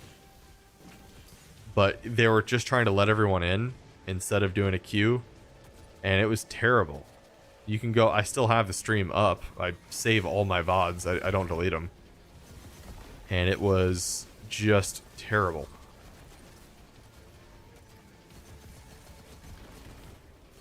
We'd spend like 30 to 40 minutes trying to get in, and then once we get in, we get kicked immediately.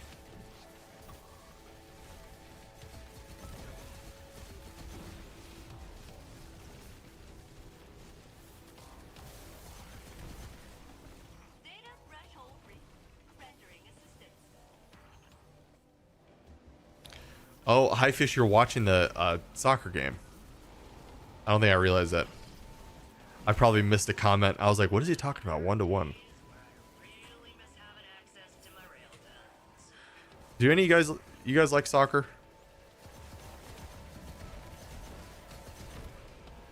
I've never been able to get into soccer. I know it's terrible. Nothing against soccer players. Okay, is this the weapon you're talking about? The Scout? This is the one I was talking about. It's my duty. Oh, Vex Solar one. Okay. Gotcha. But I can help the most from up here. Wow. Nobody even crash landed you across miles of planetoid to make you do it. Text on for the song is called No Longer You. It's from a musical about the Greek myth Odysseus. Very cool. Odysseus happens to be one of my favorite YouTube channels with some of the best music in the entire world. I could listen to Odysseus music probably 24/7. I know that's not what you're talking about, but it just reminded me of it. It makes me happy. Sit and Spin It once took you over 2 hours to log in. This went on for almost a month. Yeah. It was... I can promise you it was worse. On Final Shape, it was worse. So I calculated in the 13 hours that I streamed, or 14 hours that I streamed, I got 3 hours of gameplay. So that was 11 hours in waiting. Just waiting in the screen. It was terrible. Anyone that experienced that, you know. Akira, it wasn't people DDoSing the game. It was just the sheer overload of people coming in for the expansion. All right, you guys are talking today. I gotta get caught up.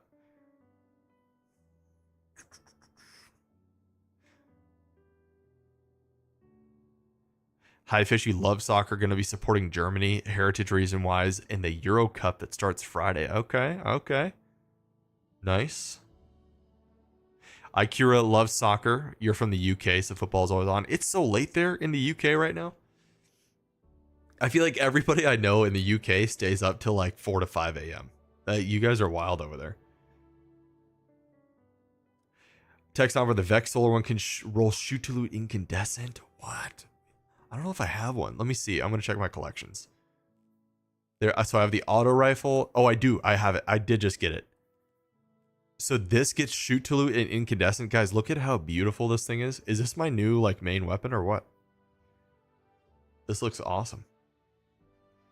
And I do like the aggressive frame one. This is kind of like the lever action. That's the word I was looking for. Apex Lodestar in the chat. I see the Bubba wave. What's going on, Apex? So, Kothis, when you gaming with Dr. Making... Dr. A Making Matt. He's got a Discord and such. Do I know Dr. A Making Matt? I don't know. Is that a Destiny YouTuber? Should I know that person? I'm not opposed.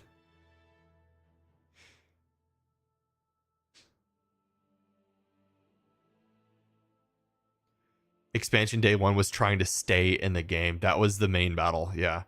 It seemed like it depended on what area you were in sometimes. Like it was, if you did anything, if you left the mission, you would get kicked, but you could stay in the mission sometimes just fine. Akira sucks, but at least the game is alive and people are still desperate to play it.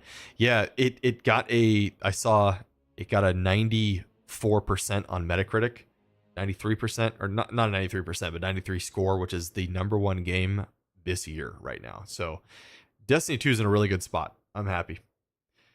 Apex, been sleeping earlier than usual. Glad it caught you this time. Yes, always good when you're in. I feel like you're normally here, Apex. Mo says it's about 2 a.m. Okay. In the UK. Hey, what's up, Nagy? How's it going? Good to see you. Man, we're just chilling right now. How have you been?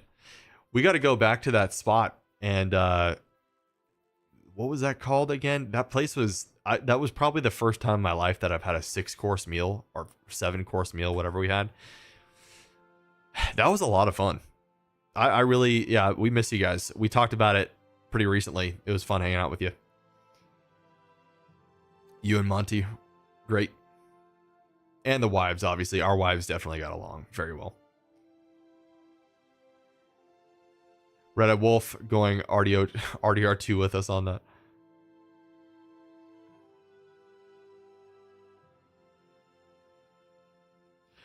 Oh, Text Humper. Drama King. Okay. I just looked at DRAMA and I was like, what is that? So, guys, for my job, I have to read email addresses for a living, and people's emails are just like random strings of words sometimes. And on the phone every time, I'm like, so I have the email, and I just end up spelling it out. So I can't, my brain can't. I went Dr. AMA King instead of Drama King. If that tells you how bad I am at that. Ikira haven't played since the first Raid's release. I would recommend coming back, Ikira. It's a really fun game. It's really fun. And it's in the best position it's been in probably, I don't know, 7-8 years. Like genuinely the best spot. Age of Triumph, end of D1 was a really good era. Forsaken was a really good era. I think this beats out Forsaken. It's in a better spot. It might be too early to tell, but just looking at everything we have to do, and with how good this raid is, dude, Salvation's Edge is amazing. Like, they could almost just have given us this raid, and I would be fine. I just have so much fun running it.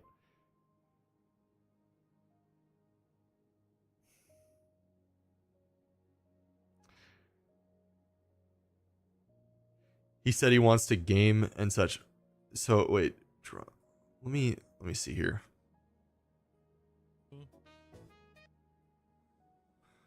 Let me look up Dr. AMA King. Drama King.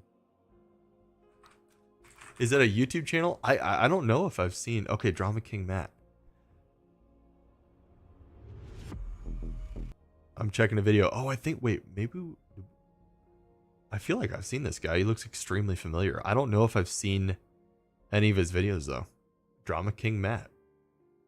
Shout out Drama King Matt, everybody. What does Drama King Matt do? We're here to game, stream, and build a community together. I document my journey into content creation and share tips along the way as to help what helps and what hurts. Let's talk some wrestling here too. Gaming and wrestling. Nice. Nice. Drama King Matt sounds like a cool guy. Ryan, what's going on, Ryan? We out here. Ryan, if we can rally together people that want to run the raid, I'm down to get the witness clear for you right now. I'm just this has kind of turned into just a back and forth chatting stream with a little bit of gameplay.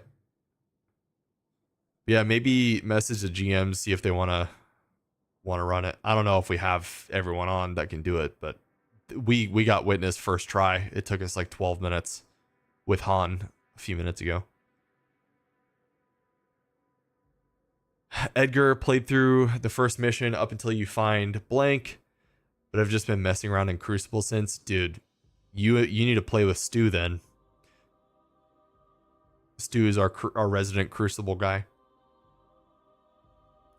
Text number, he's a Twitch streamer mostly. Okay, gotcha. And a broadcaster for TNA and was in WWE. Amazing.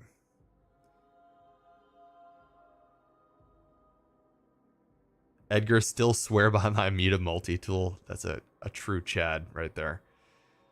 Stu needs witness. Okay. Well, yeah. I mean, if you guys get a team together, I'm down. Just let me know. Ikura, thank you so much for the Prime sub and thanks for hanging out. If you're trying to like decide whether or not you want to come back to Destiny, I stream Destiny all the time. So ask me any questions you want. I'll give you straight up answers on everything. So again, thank you very much. We'll see you next time, Ikura. Hopefully I'm saying the name right. I wanted to say Ikora for Ikora Ray, but there's no O in there.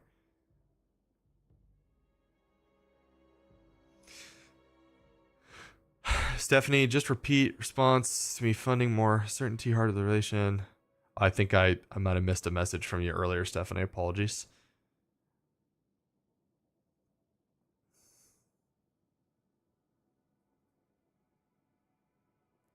Hi, Fish. Kothis, would you make me the resident Gambit guy?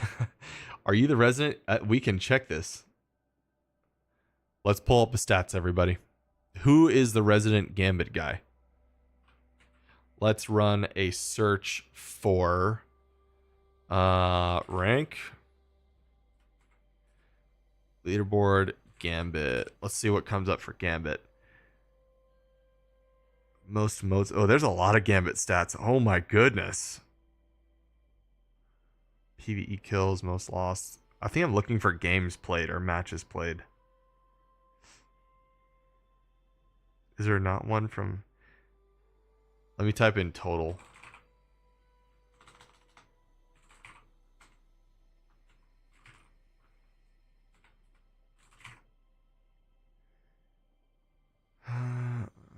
Is there no Gambit one?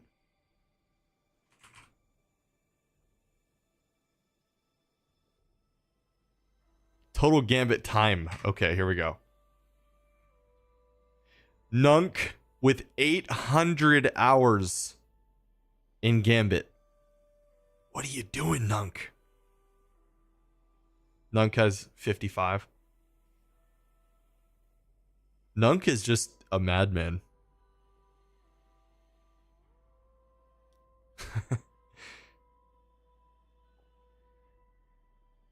Let's see. Hi, Fish. Let's see. Let's see where you'd fit there. Rank. Total Gambit. This is just time. I mean, it's a pretty good indicator. total gambit time for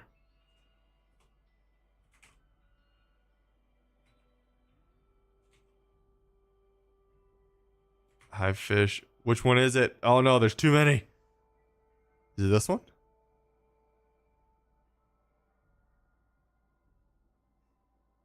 Oh no, hive fish ground. There we go. Let's see. Okay, you have double my time in Gambit, so you can definitely be a Gambit guy. You're rank 76 in the server. So that's still pretty good. But yet, 800 hours in Gambit, dude.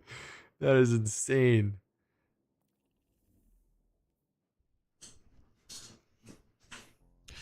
We like pulling stats in Discord. Charlemagne is like the coolest bot ever. You can see how many moats. You can see how many moats you've deposited. Like, try and run those commands. Just type in like /rank and then type in Gambit and see what comes up. It'll automatically return your guardian.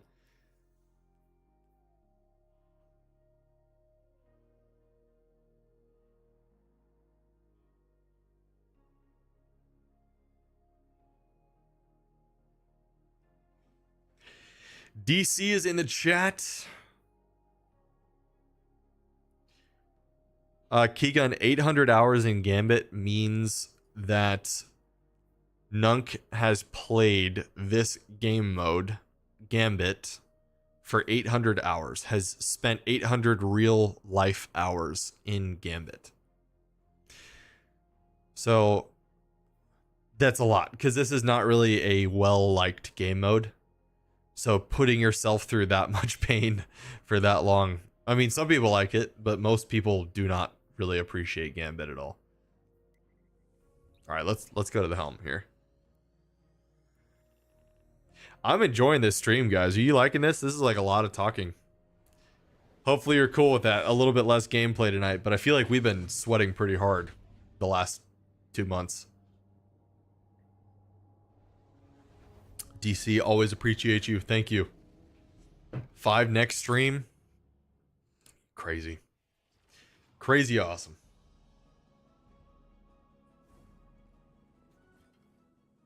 Hi, Captain, and congratulations.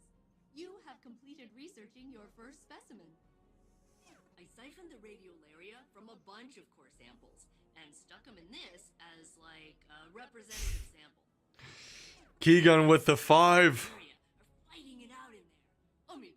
Holy cow, we got Pixel. That's happening all over Nessus. Guys, W's for Keegan. Let's go. Termination is Mr. Brawl, AJ, William, Jacob. enhance your equipment. Keegan, dude, 5. Let's go. Amazing, amazing. That's our first 5 bomb. This stream, I appreciate it very much. A single 5 bomb means the world. A single 1 bomb means the world. And I'm not just saying that to be cheesy. It actually does. Because when I first started streaming, I didn't think I would get any subscribers or any follow. Like, I was hoping for followers, but subscribers, I was like, I probably have to do that for a while first. So you guys are super awesome. Thank you. Keegan always just extremely supportive of the YouTube side. And has also supported Twitch as well.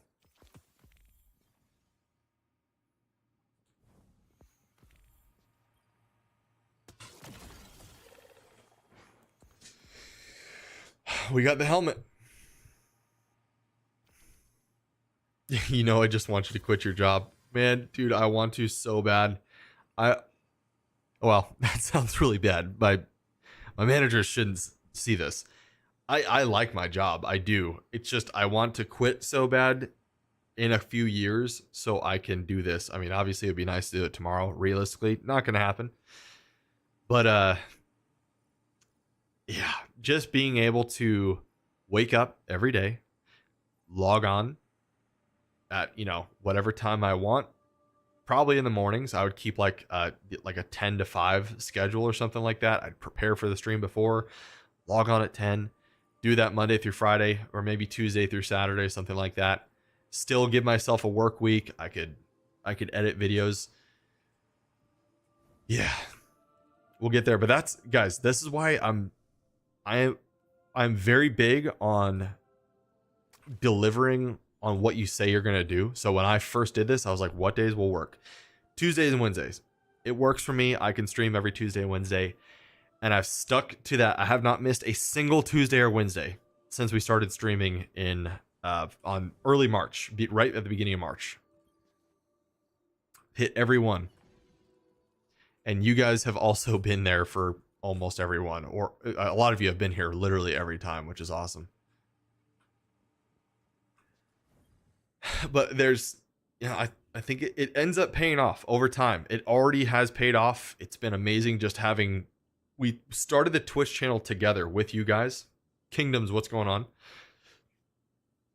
Like, you guys were there. We started the Twitch channel. I was like, hey guys, I don't know how to multi-stream. Let's figure out Twitch today. That was on my second or third stream maybe. Got the Twitch stream going, started from 0 followers. We're now at like 730 or something, all in 3 months. And that is like you guys continuously showing up. It's so cool. So the consistency, I feel like, has definitely worked in our favor. Red border with the lost signal. With auto loading, okay, and reverberation. Okay, I feel like this is like, this might be the role right here. Auto loading, I'm keeping that. Yeah, I know it doesn't get headstone, but reverberation was the one that I wanted in the right column. I can't remember left column. No, it was auto loading. This is the god roll. This is what I wanted. I'm gonna keep it, and we'll use this until we craft the real one. I'm gonna actually use it right now. Go ahead and get rid of this. We'll get rid of this. Let's clear out some stuff. I don't have a good roll on this, but it's my highest. Oh my gosh. There we go. I'll go ahead and level up Zally's with it, actually.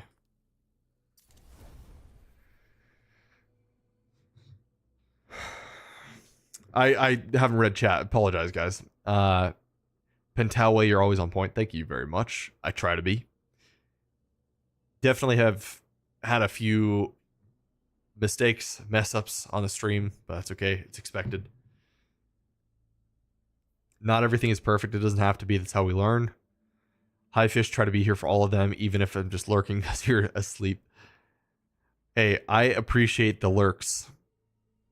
A single view count is, hey, I'll take it. That's awesome. And you're earning channel points over on Twitch.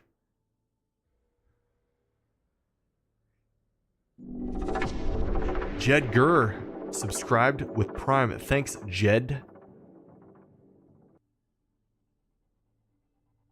Welcome in with the Prime sub.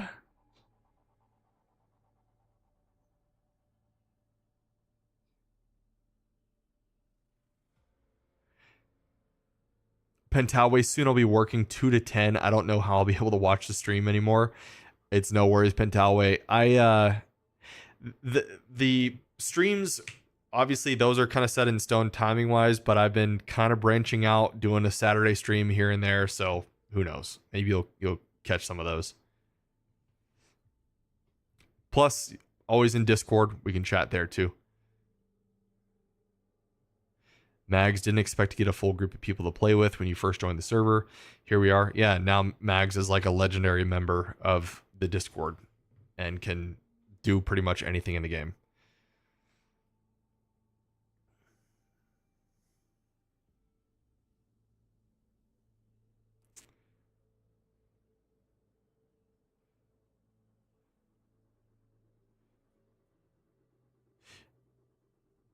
Jaina Walker now. Oh, you guys are talking about Dynamite. How's Dynamite going? You'll be here for Saturday. We'll see. I don't know if I'm for sure going to stream on Saturday, but if I can, I will. I know what my priority is right now. What I said is I want to teach people Salvation's Edge. It's not the most fun thing for you guys to watch unless we get a bunch of people that genuinely want to learn how to run it. Well, I know we had a few yesterday, which was good, but I think some people just want to watch me play and not teach. So I don't know. Maybe we'll do something to where it's like we do a teaching run of the raid on Saturdays.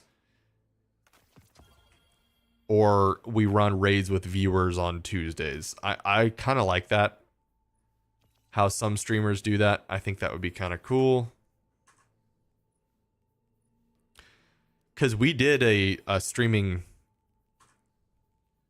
teaching runs, and that was a lot of fun. A couple months ago. We're going to do that more. All right, we can get our rank 7. Let's do this. This has been the slowest completion of the week 1 quest. I've barely been getting anything done because I've just been talking the whole time. I know you guys that are watching me play are just like, come on, go to the tower already. Get your rank 7.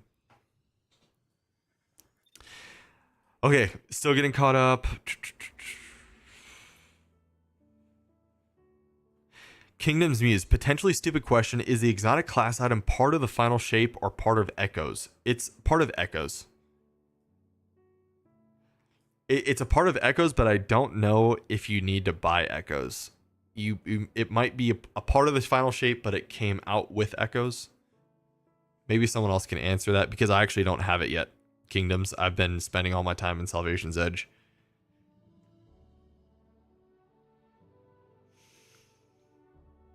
Hi Fish, you want to do King's Fall at some point? Can finally say you got past Sisters. Nice. Yeah, King's Fall is very easy to teach. Very easy.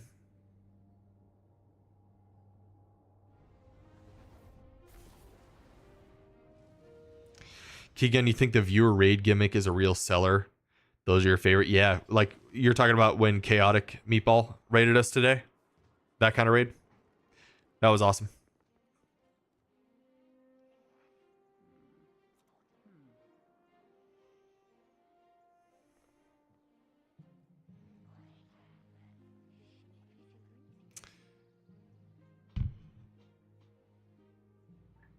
Okay, you can trust mags. It's way more related to the final shape. There you go. Yeah, I thought so. They just didn't release it until Echoes came out.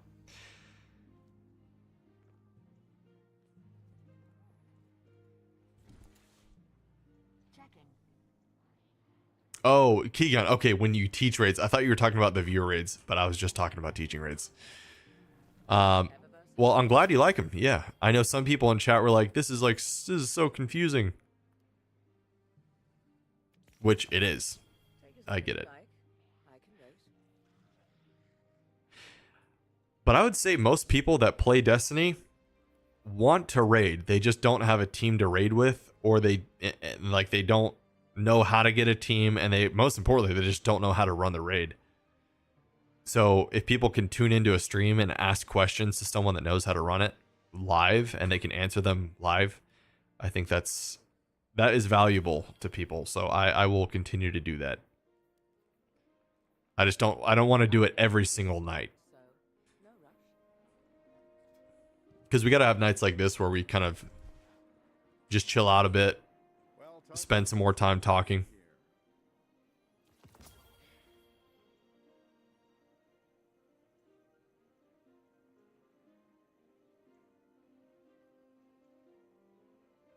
Keegan, you got on right after Chaotic. I think so. I think you did. You love raiding. It's fun when I know what I'm doing, so you don't drag others down. Yeah, I wouldn't worry about that too much, High Fish. Like, we raided together, and you were fine.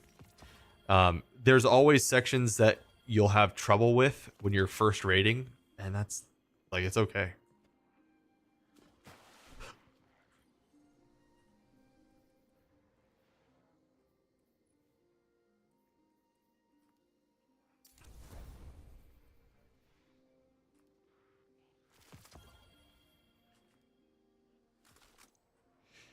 Give you scanner and DSC again.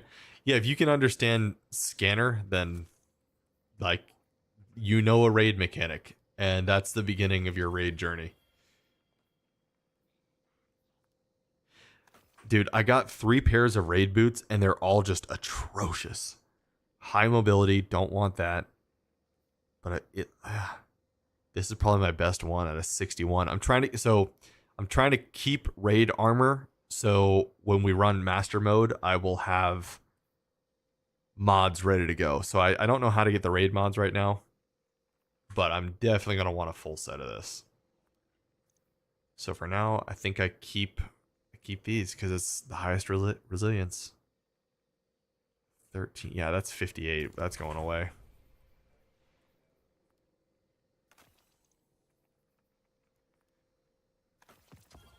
$88. 90. Okay, 93 is my highest. Still on the power grind. Oh, no, I deleted a raid mark. Shoot. That's all right.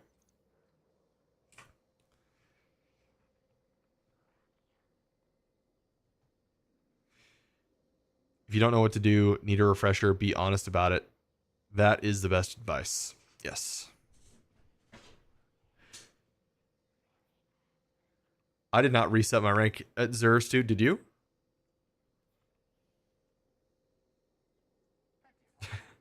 Yeah, it's like when people join the raid and they're really quiet. And it's like, hey, does everyone know how to run this encounter? And it's just really quiet and they're not moving. It's like, okay. If you don't know how to run it, just let me know. Still quiet. It's like, all right, I'm going to assume you know what you're doing. And then immediately they don't know what they're doing. That will actually make people mad.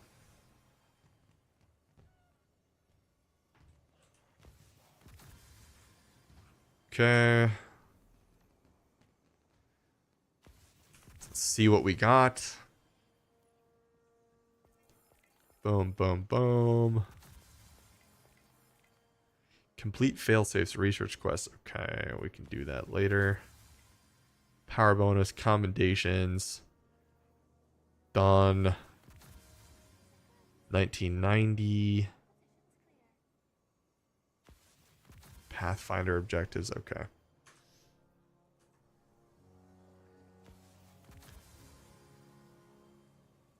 Hi Fish, you think when you do teaching runs on Vault of Glass, that's what annoys me is people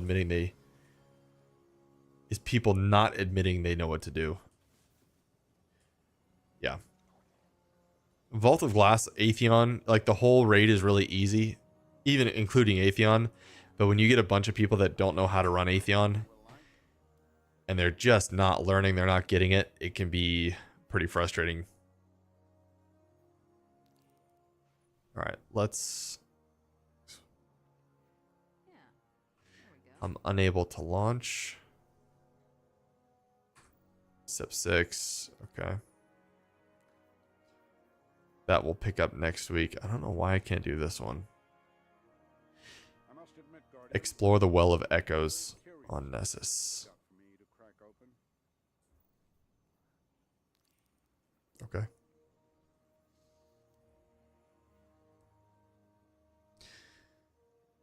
Well of Echoes, this is where we're going. All right, we'll go Artifacts Edge.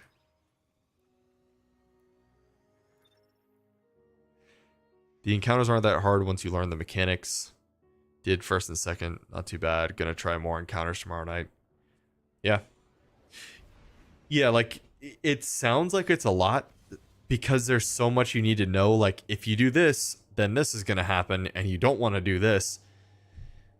But at the end of the day, it's like you're just bouncing signals back between two plates, and you're collecting the things that they drop, and you're clearing ads, and then you dunk the things that the plates drop. There's just a lot of ifs in there. If you step on the plate on accident and no one's there to save it, then a subjugator spawns in, and you don't want that to happen because you're racing against the clock. If the clock runs out, you die.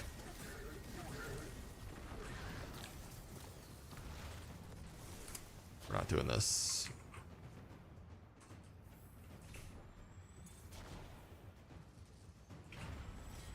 And then it's like, if you don't kill your Hydra, the other team can't open their door, and you want them to open the door so they can kill the Overload Champion, which the Overload Champion will spawn in the Tormentor. Spawning the Tormentor resets the wave. It's like, so much.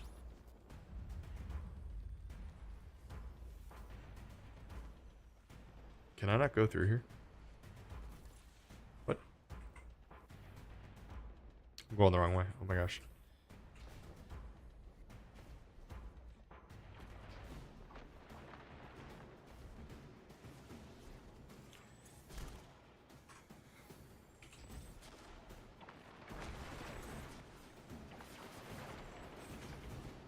About to have some fun, Redhead. Oh, this is this thing, right? Something I have to decode.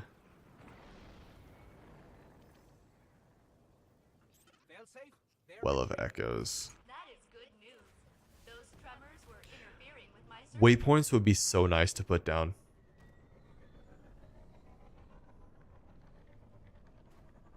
Stu has finished the Ursa build. You gonna put it in Discord? I'll copy it. Knowing you, it won't look that way for long. Okay, so see all these numbers and letters popping up on the top left of my screen? I can't decode that. So. Oh, you can craft your lost signal? Dude. So what are you putting on it? This is what I went with mine. I'm not completely sold on demo. I might want lead from gold because Spade here confirmed. I guess I should have known, but you only get 10% back instead of 22% in the video. So I'm probably going to swap this out for lead from gold. I do like hatchling though. It actually, like, it does work. The threadlings do a decent amount of damage.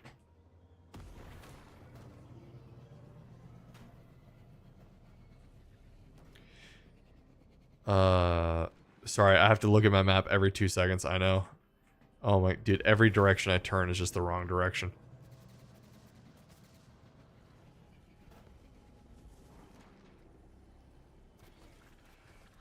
It's even less. Forgot to mention demo got a nerf, so it's now tied. Oh yeah, that's right.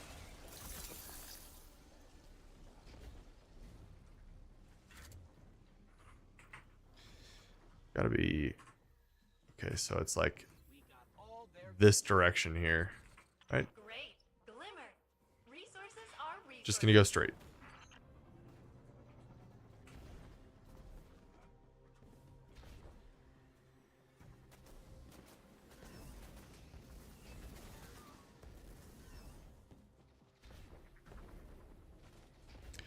Thank you, Francis. It's like every time I look at chat, I just get turned around and I have to pull up my map again. All right, this looks like a decent starting point in here.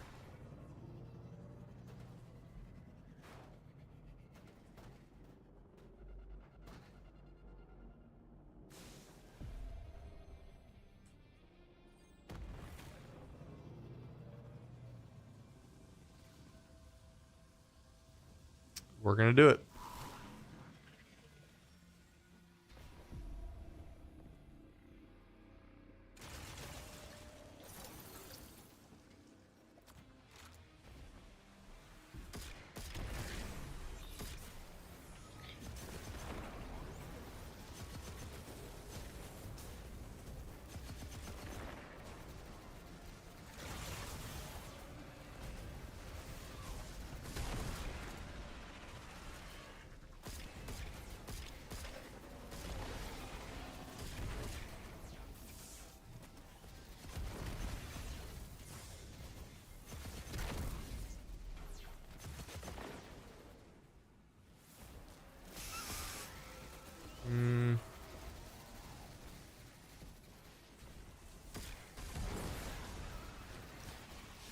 Alright.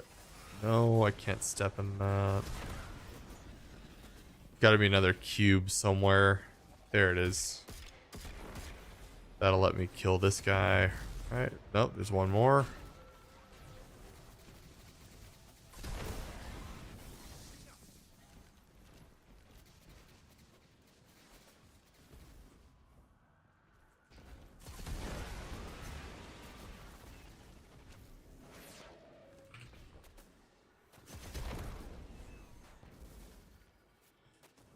Where is the cube?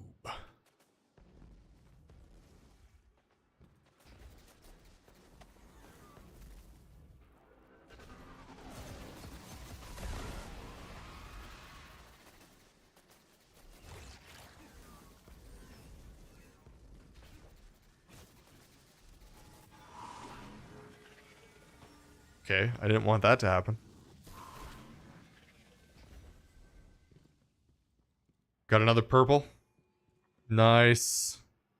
Finally.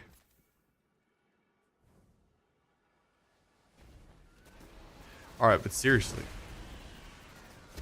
Where is the cube?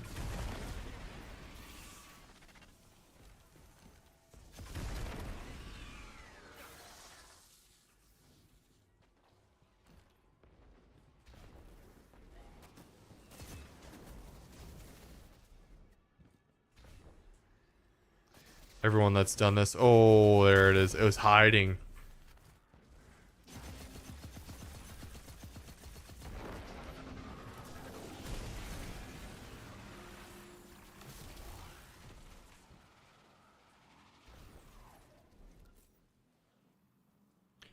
Whoa, this is crazy. What? A hole in the well.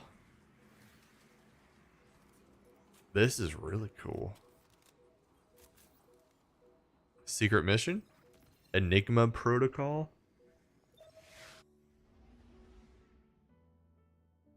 Two more prismatic fragments spade. Nice.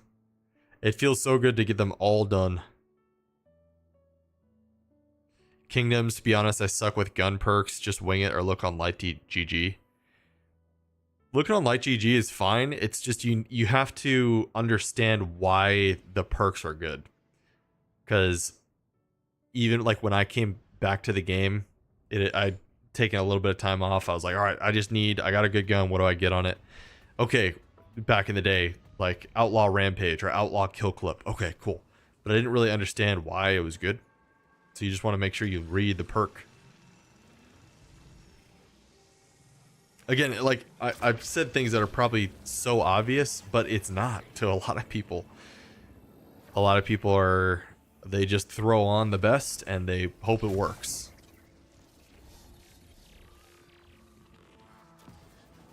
Just had supper, Devin. What did you have? Was it good? We had this really good, like, oh my gosh, I fell. Like a creamy chicken today at work. It was like almost like a Greek style creamy chicken with tzatziki sauce, or however you say it. It was amazing. We got 46 seconds to do whatever we have to do. We're gonna figure this out.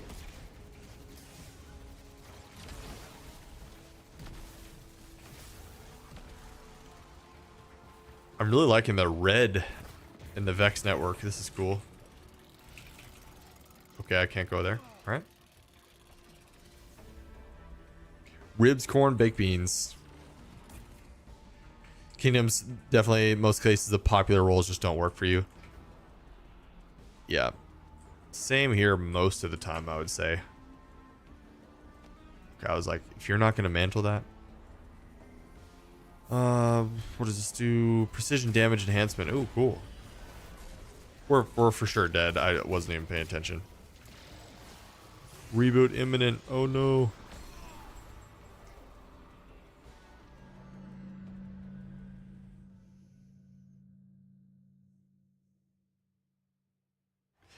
Terry Quick loved tzatziki sauce. It is really good. All right, I'm going to pay more attention this time.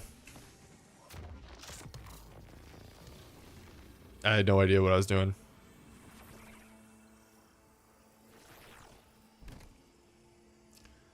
The nodes extend the timer.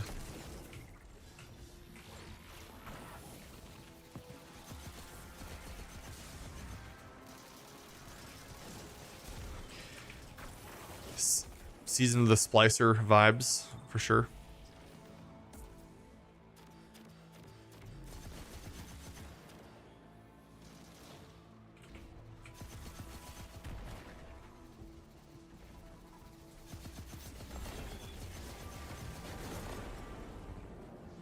What does the red do?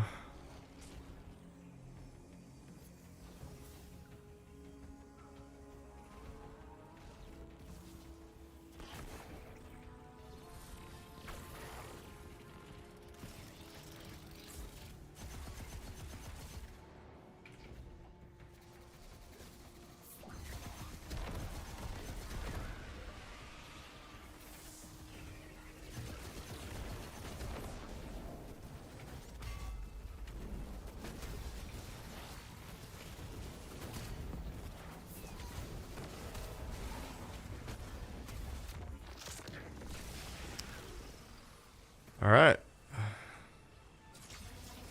Radiolite circuit. Okay.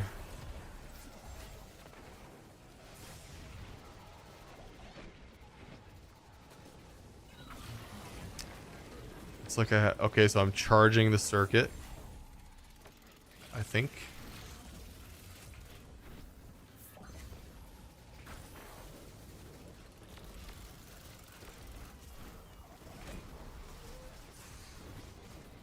Where do I go? Oh, there it is. I see it.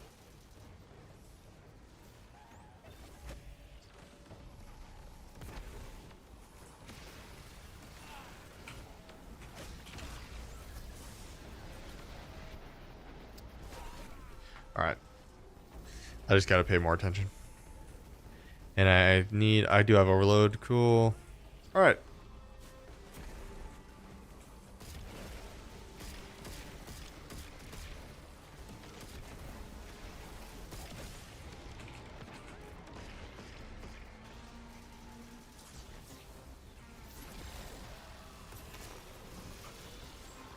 Oh, requires charged. Okay.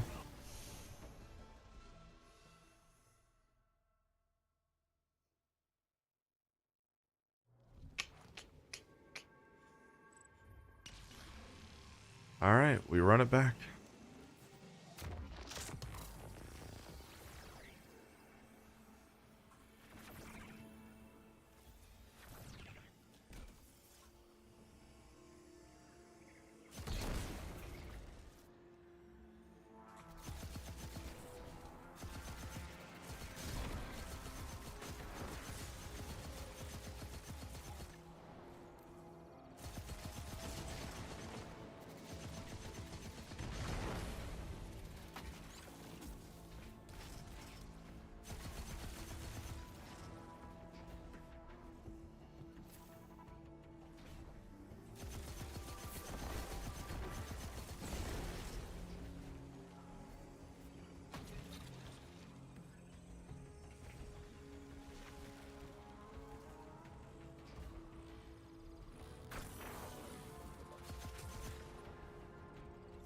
Shooting those, I bet, prevents the red from happening.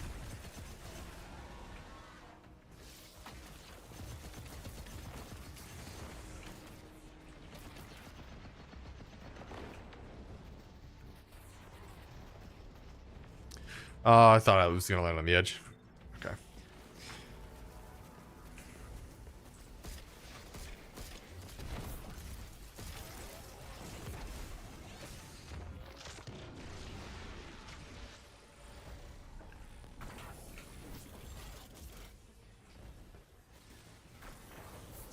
Okay, shield enhancement.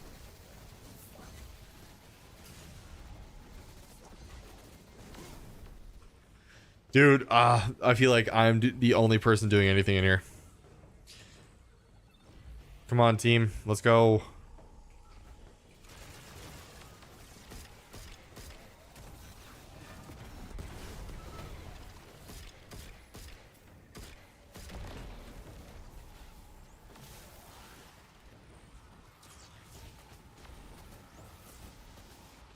Wait, we don't have a timer.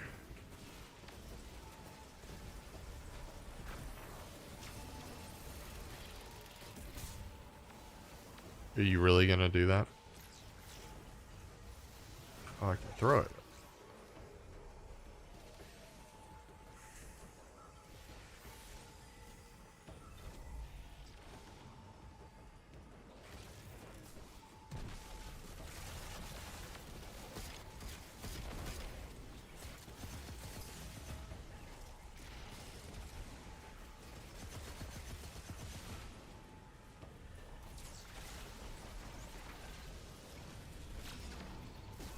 I feel like going in here without an actual team was a terrible idea. This is just terrible match made.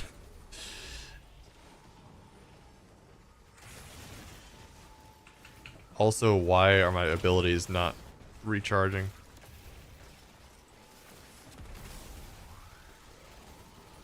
Yeah, the timer definitely bugged here.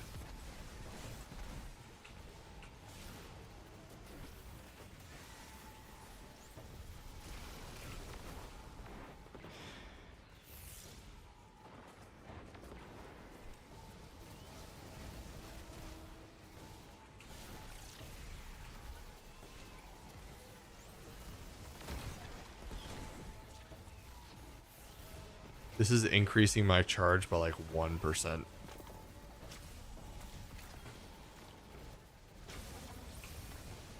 That is the smallest increase. I have to collect like 50 of these.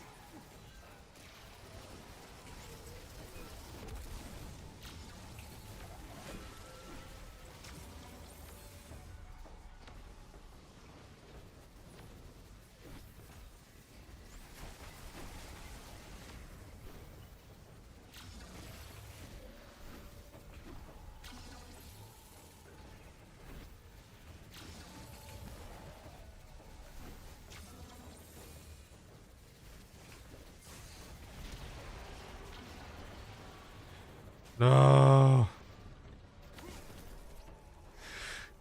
I'll be really mad if I have to start over.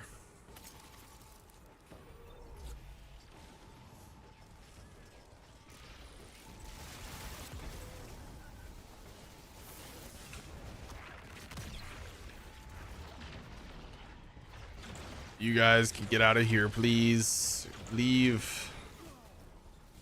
Come on.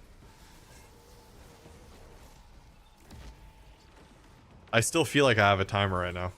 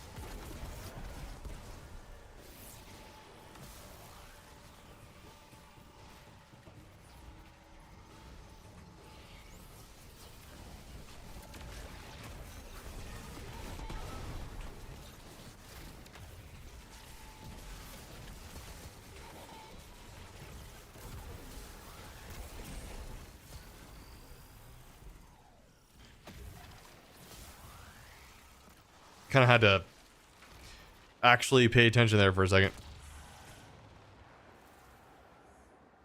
The charging pools are like healing rifts. Yeah, I know you guys were messaging me the whole time. I was like, I'm just gonna lock it in here for a second.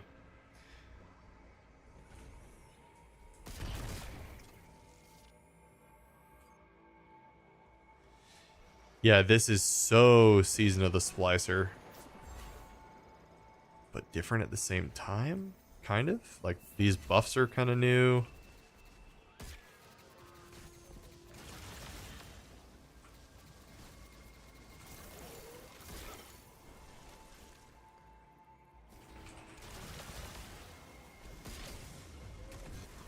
If you guys haven't used this weapon yet, Lost Signal, you need it. It is so fun. I can't wait to craft it. It's probably going to be the first one I craft from the new weapons. Yeah, Mag, someone else said that the timer bugged out for them. And I guess we experienced the same thing. Otherwise, I'd be a little bit more concerned.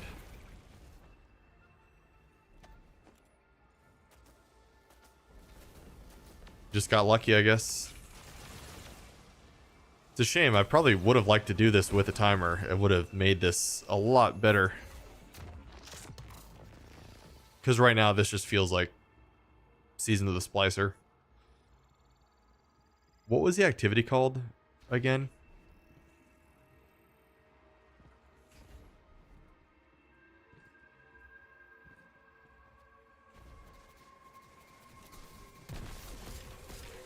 Look at how far they are. What are they? Are they in an encounter right now? Or are they just that far behind? You guys were going as fast as you could. Dude, this guy, he is just lost. Oh, we go up. This high jump is messing with my jumps. Okay, there we go. It's gone.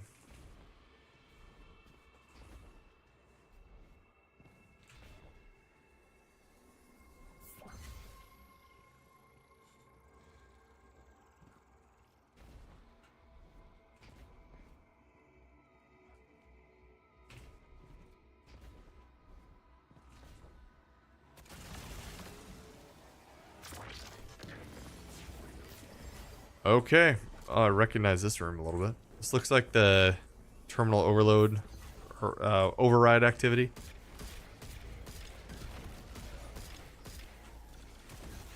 Kind of looks like it. You got the time challenge first time through? Nice. I will have to go for it.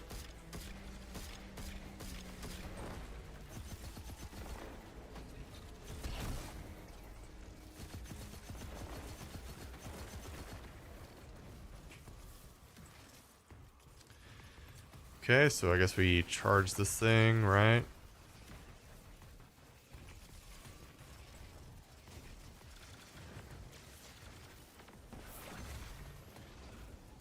Oh, I see it.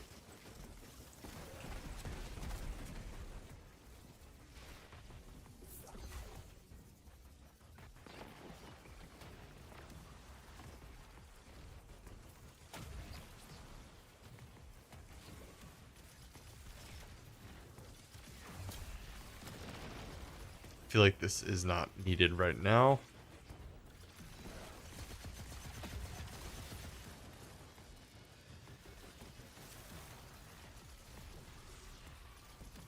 What's happening? Throw it at the shielded harpies? Okay.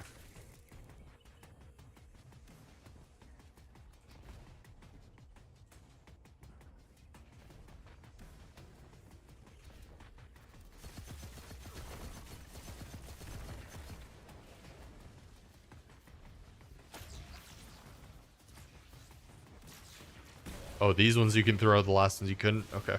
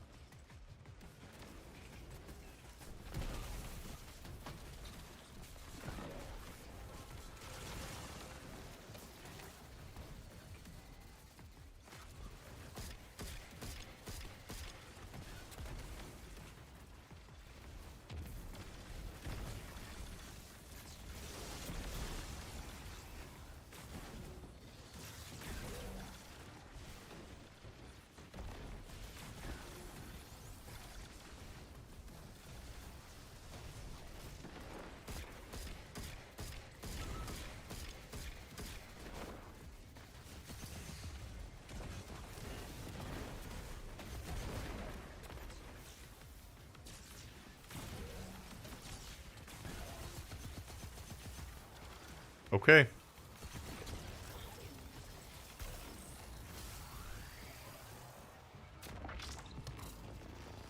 Find a connection portal. We'll take that 30 seconds we don't need.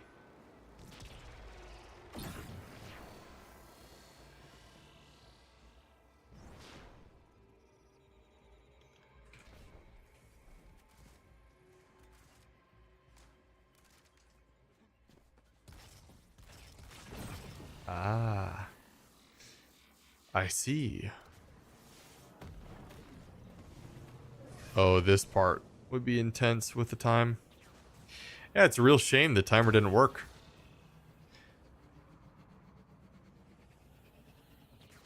I'm assuming there's going to be more stuff like this in the season, though, so we'll probably be doing this more often. JB Snake, what's going on?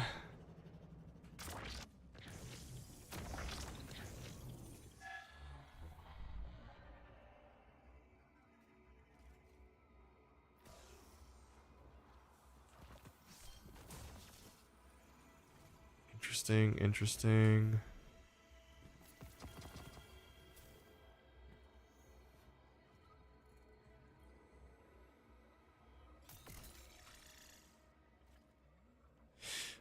Oh, I see.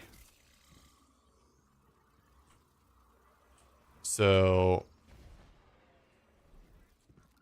this is, I think this is like an endless or like the coil. I think that's what it is. This is basically the coil where it gets more difficult.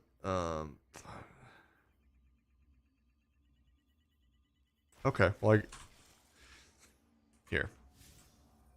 I don't want to run this with randoms anymore. JV Snake, nothing much. Just getting home and chilling out. Nice. How did the day one raid go? Not great. We got past the first encounter. We got to a few damage phases. We got to second damage phase a few times in the second encounter.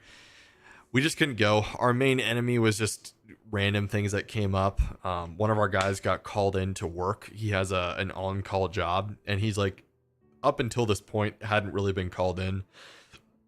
Maybe like once or twice. And of course, the night we're raiding, he gets called in and had to work a 24-hour shift. He got just randomly called in. And so we lost him, had to have someone sub in, which was fine. But then it was like other people had to get subbed out, and it just, yeah, random emergencies came up, and it ruined the run. It was extremely difficult too, but just knowing our team, we would have ended up pushing through. It would have clicked. We would have got it. But we did get the overall clear. So once contest mode ended, we did get it.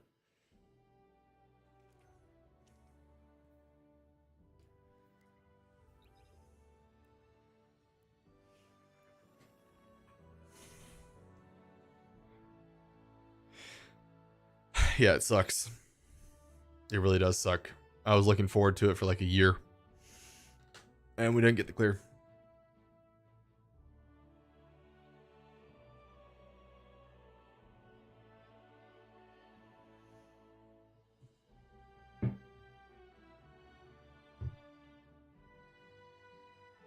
I think it ended up being like 1,100 Guardians got the kill. But there was this crazy glitch that I saw today where people were getting like an insta kill on the witness. You just had to make it through one damage phase. With the recluse of all weapons, there was something with it. I don't know what perk combo it was, but you got every single shot you did was a 9999. So I guess way more people cleared it than they should have. But still, even if you made it to the witness, like, props to you. That's a crazy good, I guess, good push for the raid if you could make it to the witness.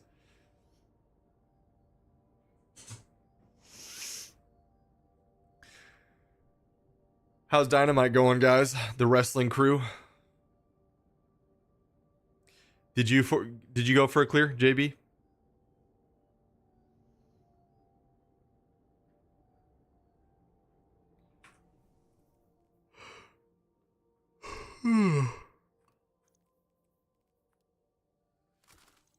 Let's see.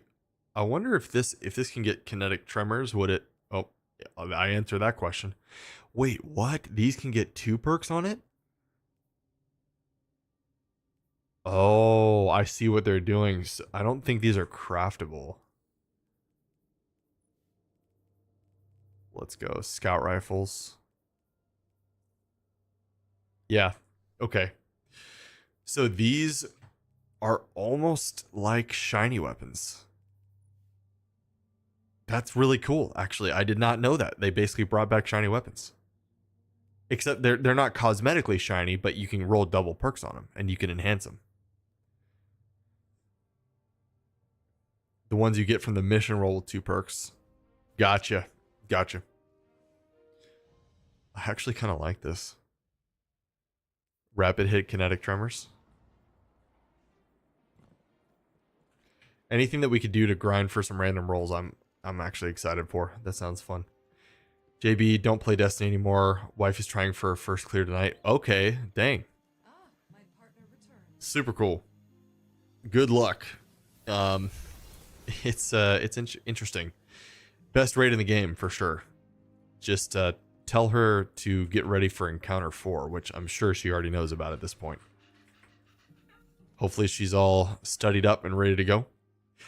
Speaking of which, we have a whole bunch of people in different voice chats right now. I know there are still people that need their clear of the witness. We got to the witness for some people. We didn't get it. Let me message the group.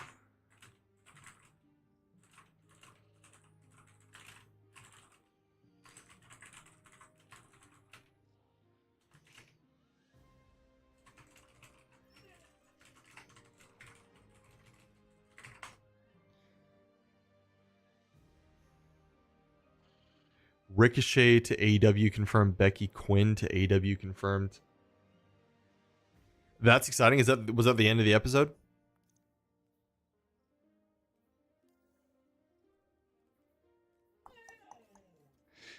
What can we do? I guess we could go to the Pale Heart. We could do some Pathfinder stuff. Let's do that.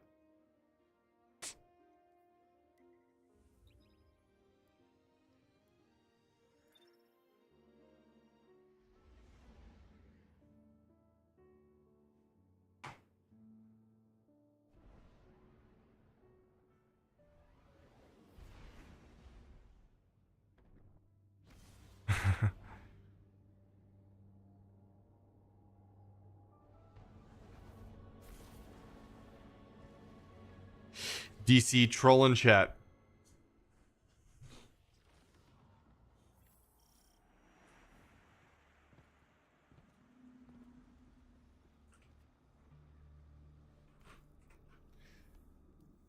Okay.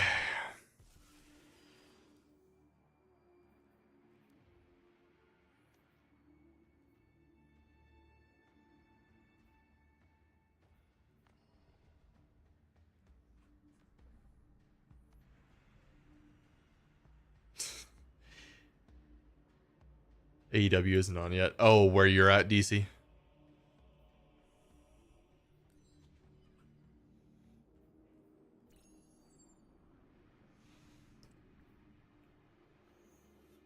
Precision final blows. Taken with precision. Okay.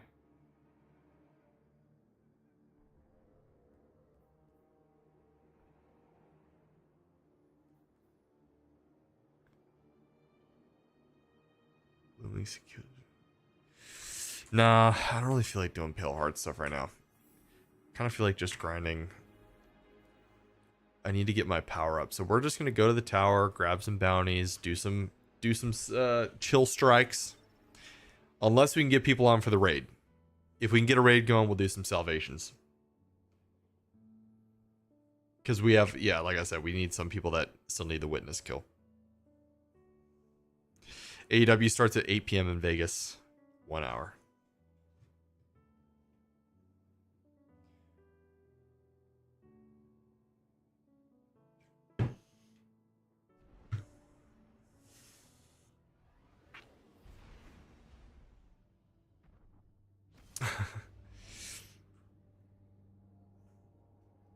Yeah, everyone did get excited, DC.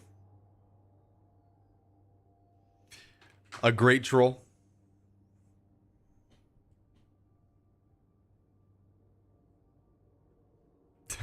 Pentalway is not happy.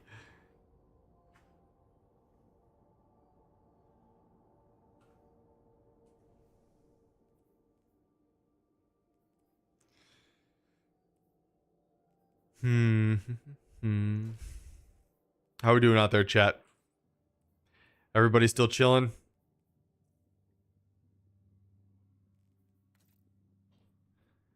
Mental math. Oh yeah, that is a good one. This is what you feel like when you're on the 4th encounter of Salvation's Edge. It's like, wait, hold on a second. Hang on. Triangle plus square. It's intense. Nunk is chilling. Nice. JB Snake still chilling.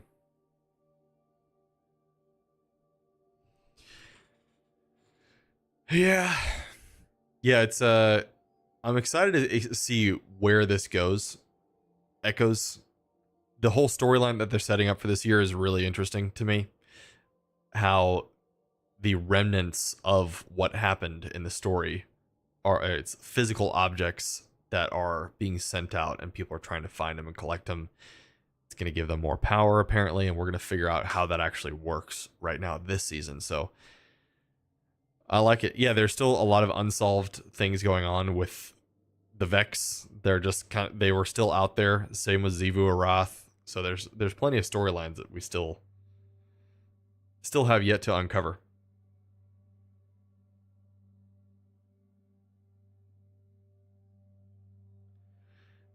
Francis Dynamite should be over in an hour. Nice.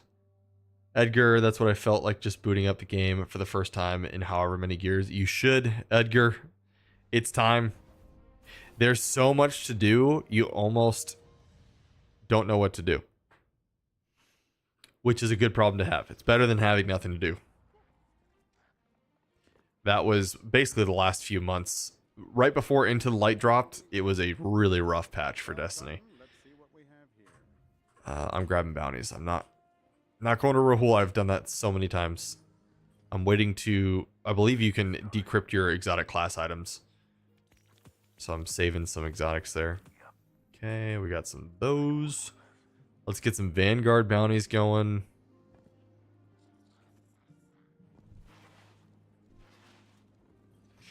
ARG's playing some Gambit. What are you playing Gambit for? You trying to do title or just grind some power? Oh yeah, we don't get bounties from Zavala anymore. That's going to take me a while to figure out or to remember. I think we can pick up some of these bounties though.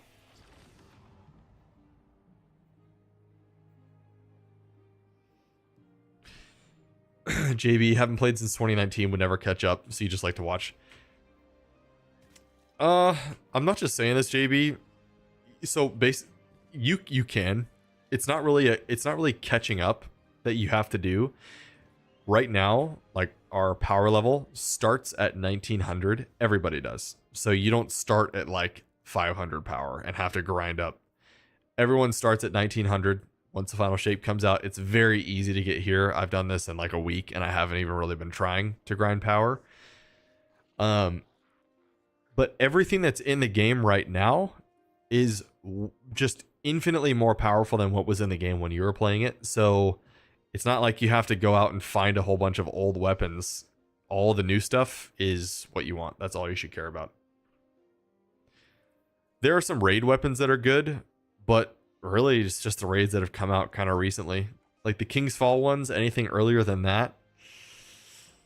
What was before that? Oh, I guess Vow has some good weapons. But that was still like very recent. So you could pretty much boot up the game. It gives you gear for your character for a good build. And then you just start collecting the new weapons and you're pretty much up to power.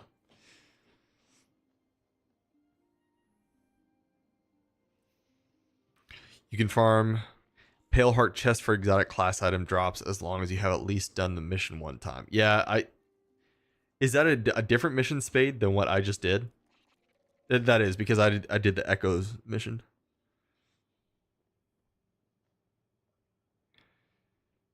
Yeah, a lot of people are like, oh no, I've taken so much time off, I'll never catch up.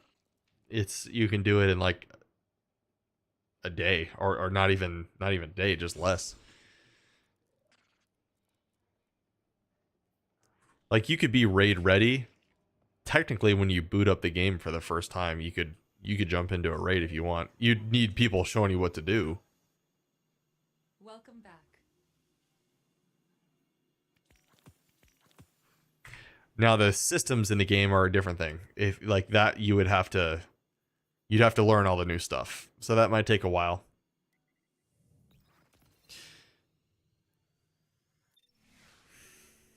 Completely misunderstood. You thought you'd be way behind. Yeah. No, you're good. I have so my buddy that I ran the campaign with, most of the campaign with last week, he hadn't played the game since about your time. It was like 2019, 2020-ish. And even when he came back in 2019, 2020, it was for like a week, and then he just dropped it. So he pretty much hasn't played since launch, and he was able to do the legendary campaign. So no problem at all.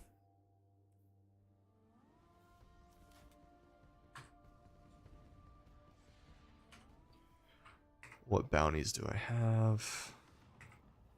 I forgot to check. Solar, sword, sidearm, auto. Solar.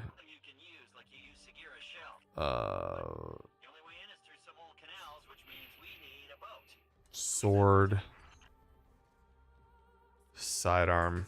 And we'll get the auto after. Easy money.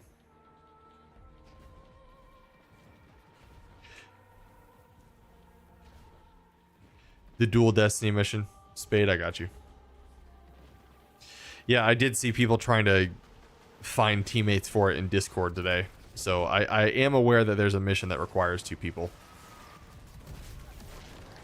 I'll probably get it done tomorrow. Like, when I'm playing on, like, Tuesday, Wednesday streams, I'm usually getting behind. It looks like I'm running stuff, but I'm usually just playing fun stuff like raids. This is probably the most I've done to get caught up on a stream in a while. But I'll just take Thursday through Monday to run the mission, farm up a whole bunch of stuff. Hopefully develop a prismatic build. That's what I really want to do. Get something where I actually feel really good with Titan. And then by Tuesday stream, I'll be caught up.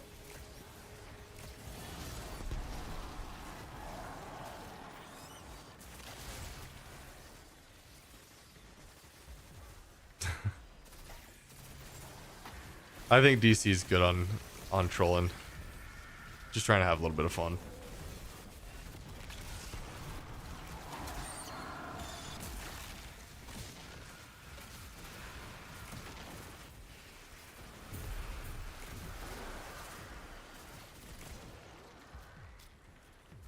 Is he really?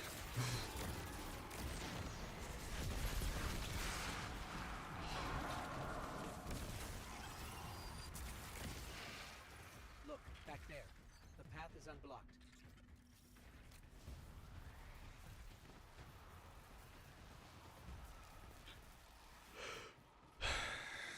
I guess we could go. We have solar auto. Boom.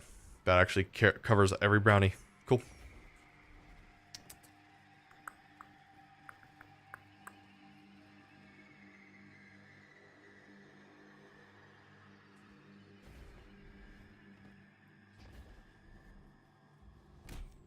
There's your ride.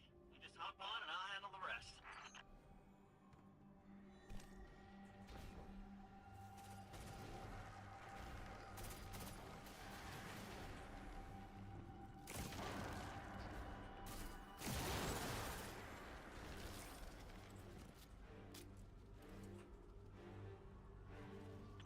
These weird hive controls and how does this...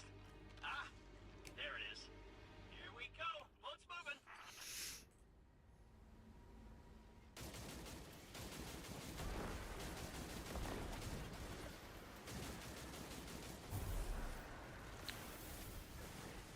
Drifter animations?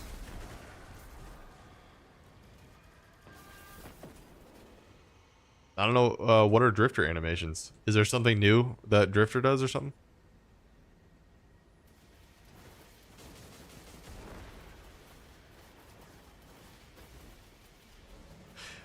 Oh, wait. They added a new... They finally put in the new... Or not new. The reprised Gambit map. So we now have something new in Gambit, right? The one from the Dreaming City. Sure you can. I don't think that... Yeah, that just got added.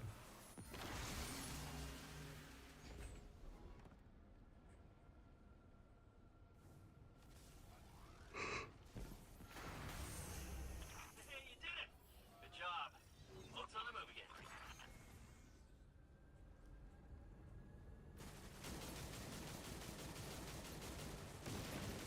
Dude, it's crazy to think that Witch Queen, this strike, came out 2 years ago. 2.5 years ago. My gosh, time is flying by. Yeah, it was like February 2022.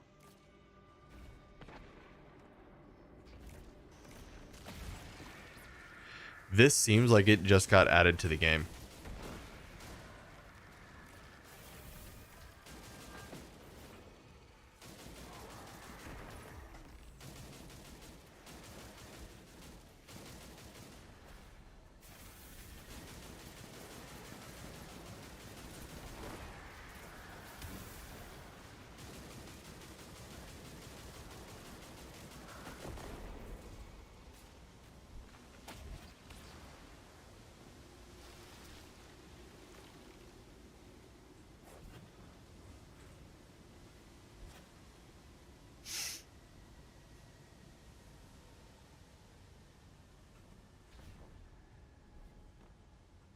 Finch, we're stuck again. Seriously, but I did the thing. It's just this hive tech. It's so archaic. Just give me a sec.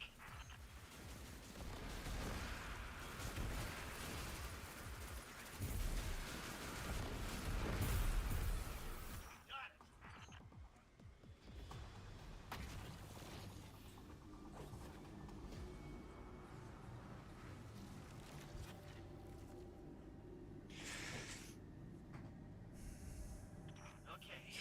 So it looks like Temple's not far from here. You said this is a temple to it looks like a raid is not happening tonight. I'm not seeing anybody Dude's brother. that wants to or is available to run it right now. I think most people have gotten their It's over, but she dedicated what they wanted to out of it, and anybody that wants to run it can't run it. So yeah, it's whatever. I thought it might be fun to do a raid before the stream ended tonight, or at least get the witness clear because we haven't done it on stream. It's the only thing we haven't done. there's a safe path through. But we'll just continue to hang out. Anyone got any new games recently? Playing anything new? Or playing the same thing?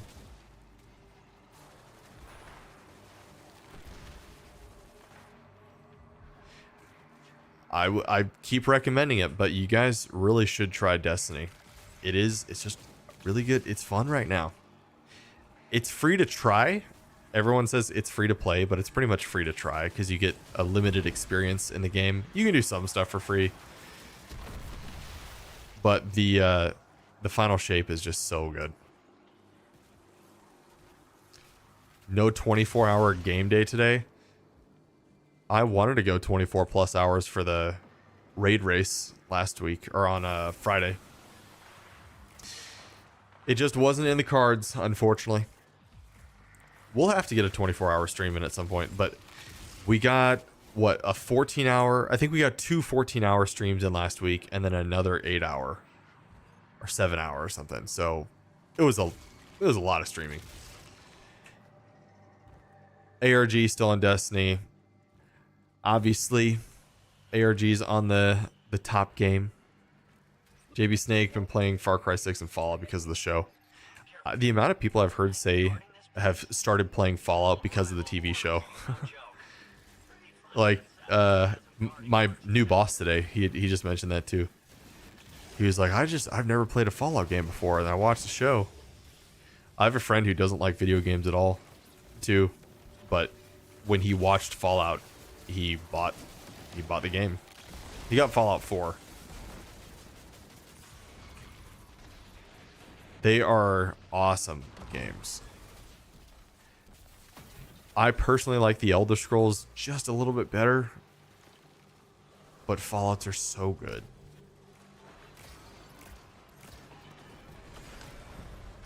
Nunk is on Destiny 2. Nice.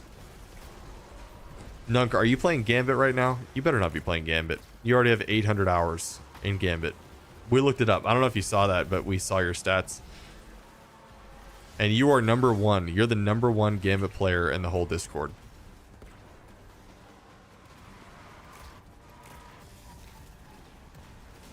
Do you enjoy Gambit? I mean, obviously you have to enjoy Gambit.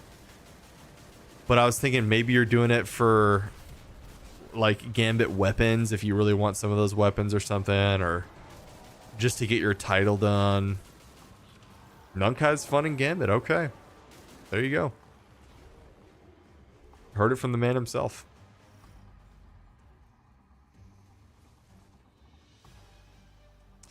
With Destiny, do you need a certain system? It plays on Xbox, PlayStation, and PC. So, not a specific one. You can't play it on like Nintendo Switch. Who knows? Maybe when this dude, could you imagine if the Switch 2 came out and they're like, you can play Destiny on Switch? Oh, I just thought of that. That would be wild. I bet they're gonna do it too. That would bring in a crazy amount of players.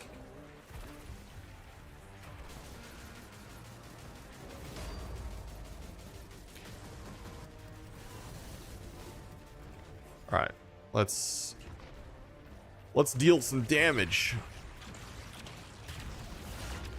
Destiny work on the Steam Deck? Yeah, it should. I don't know about the performance, but it should work.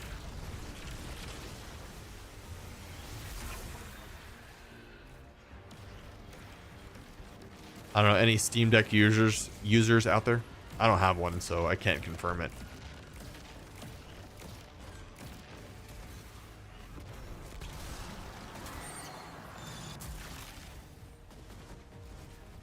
Terry, enjoy Resident Evil and House of the Dead movies. Oh, I watched, that reminds me. Have you guys seen the new Resident Evil animated movie that came out? It's like almost like a real life animation style, but it's still animated. That was the first Resident Evil non-game that I've watched, like a movie, TV show, anything. And it was pretty good. I was entertained. A little bit cheesy, but I think it's supposed to be cheesy. Most Resident Evil stuff is cheesy intentionally, like the cheesy one-liners that Leon Kennedy has. Yeah, it's on Netflix, Terry, and I like, what is it called? Resident Evil. Just type in Resident Evil, you'll find it on Netflix. The Drifter animations are the ones introing the enemies for the first... Oh, okay. So I haven't played a single Gambit game, so I wouldn't know.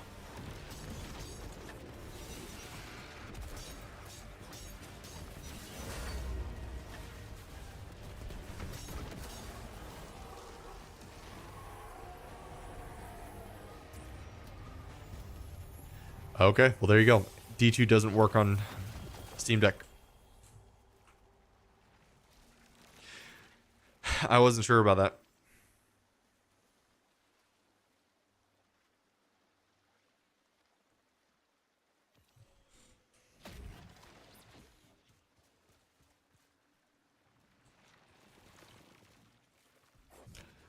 Dude, I've never played the OG Resident Evil.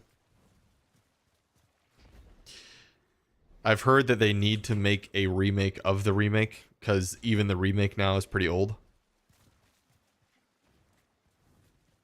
Because the remake came out in like 2003 or something. Like it's really old. Give out your commendations.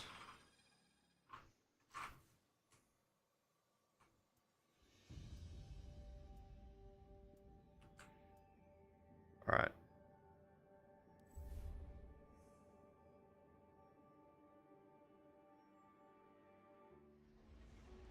The remake is almost 20 years old. Does it, like, is it still fun though? Because I haven't played it. I played 2, 3, 4, 5. Those are the only ones I played. But I've only played the 2 remake. I never played the 2 original. The 2 remake was amazing. I really liked that. Okay, let's do, maybe we do some seasonal activity here. So we have Arena, which, what do we get from Arena? Okay, yeah, we definitely need to run one more of these so we can get... Let's start grinding some of these weapons.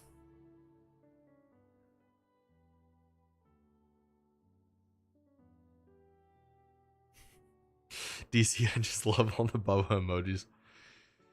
We need to make... Dude, we should make a Bubba Destiny character.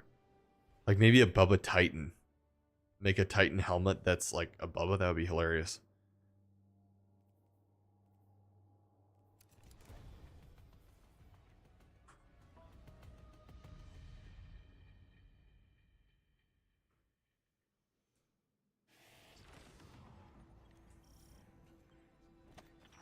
I'm clearing space for more data. It's a real trip down memory lane. And deleting. Have fun, fire team. Hello, Bubba Titan. failsafe. I am glad to finally be working with you. Ditto. Yeah, we'd have to have him wearing armor or something. That would be, Last time. that would actually be kind of cool. Very good. Cat ears. Then, if we put our heads and your scans together, we will Gotta make it happen. Vex's plans in no time. Fallen skiff detected leaving the area. Must be the pirates working with the Legion. Cap. It's only gonna get worse, Melissa. As you know.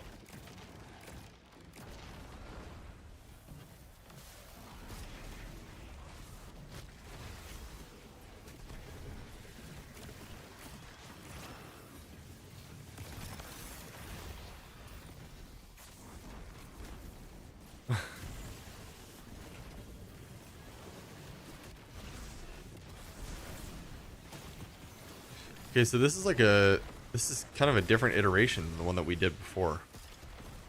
It looks like this is kind of cool.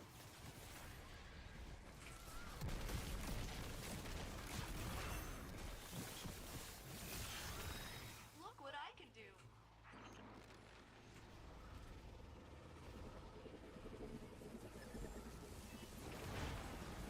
Oh no. I don't want to blow up. I like to see you looking so strong and powerful. And murderous.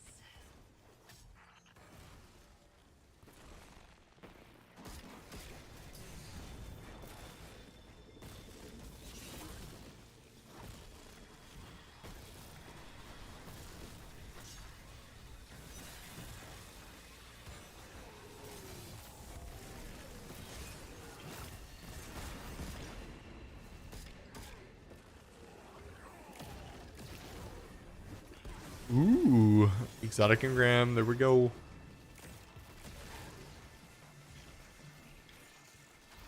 $735 is still 101.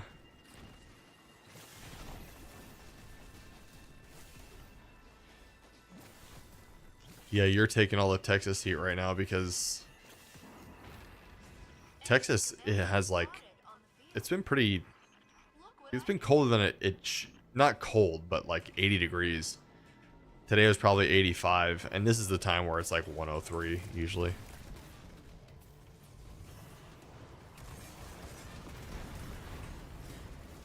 That does so much damage. That's crazy.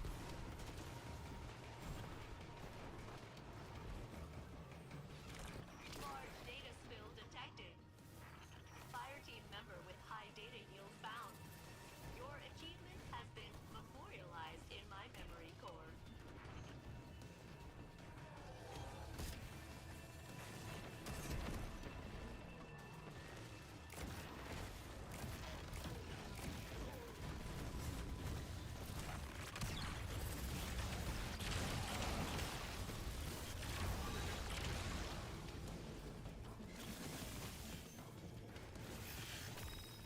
We've pulled everything we can from this site. Failsafe. Sweep the area and find our next target. Your faithful failsafe. The heat really wears you out. As Garrett said, it's only gonna get worse. Yeah, especially if you try to, if you do anything longer than like 15 minutes outside, Area incubator. you're like, dude, what is going on? This is not how the Earth is supposed to be. Why is it so hot? I'll get like that because you guys know I have a home gym in my garage, Detected leaving Nessus. and if I, which you can't skip workouts, but sometimes I'm just like, I can't even imagine working out right now because the garage just gets so hot in the Texas summer. So sometimes I'll wait until evening, till where it cools off a little bit.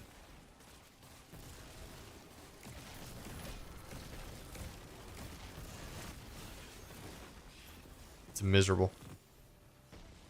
I take the cold all day long.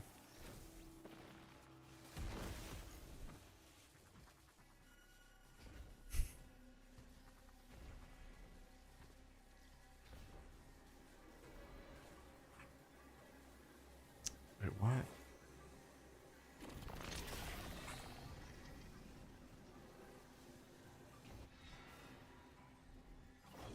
I still don't know what those relics do. Sample? Yes, please.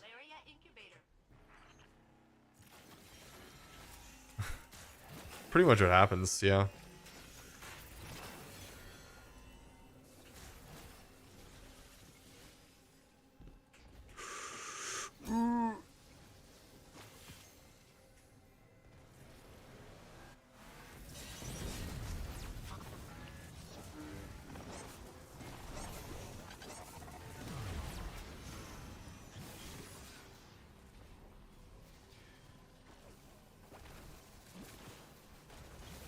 I get that, ARG. Because the cold for you is like -50. So it's probably easy for us to say, oh yeah, I just like the cold. It is more beautiful than I could have dreamed.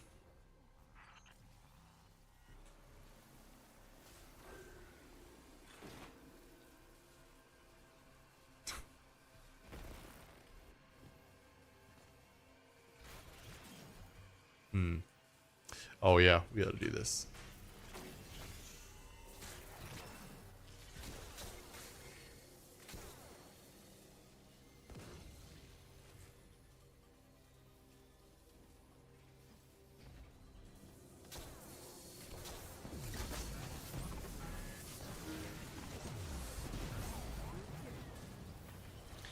Okay.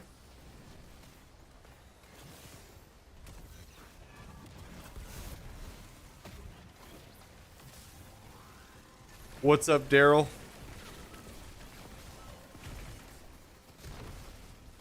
We're just grinding some new seasonal content. I really want to get all these weapons ASAP. These weapons look amazing. Aesthetically, they look really good, and there are some really fun ones that I like as well. So it's nice that we can actually get all the weapons now instead of just a couple.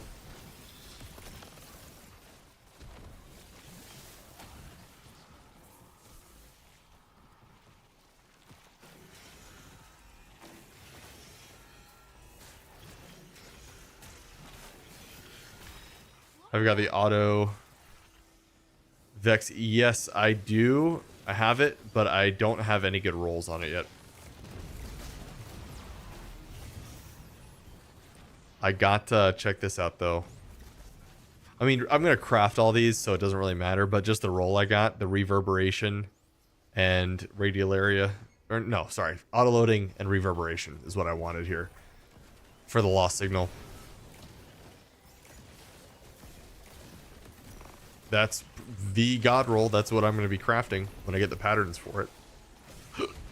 I might push patterns for that one first.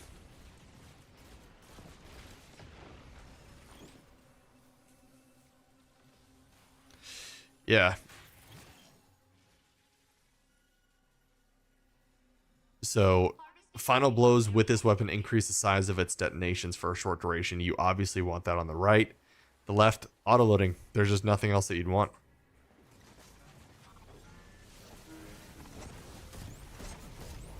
So I actually made a video on that weapon, and that was the roll that I had said I wanted, and it was the first one I had drop from the new season. So I was like, oh, well, there we go. At least I have something to hold me off until I craft it.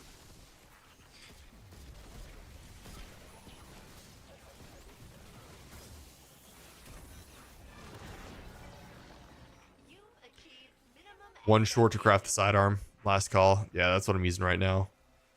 I got mine. I'm not sold on it yet, but I've got demo hatchling. I really like hatchling, but demo got a pretty big nerf. So I didn't realize that how big it was until I tested it. So I'm gonna add lead from gold. I'm pretty sure on the left column. Break their hold.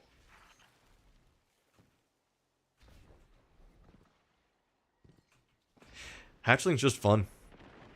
I always like the elemental perks. It's hard to not use them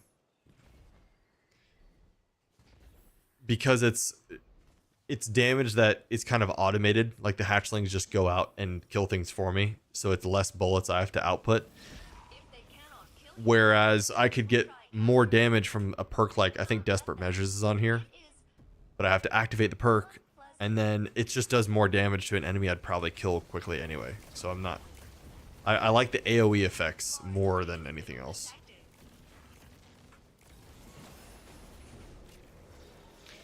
ARG a couple winters ago, it snowed and sleeted together, which made it like cement. Yeah, we had the snowpocalypse of 2021, I think it was. It's crazy out here in Texas. Our whole power grid shut down for like a week. Some people lost power for a whole week. And us Texans do not know how to deal with this. Spade, you remember?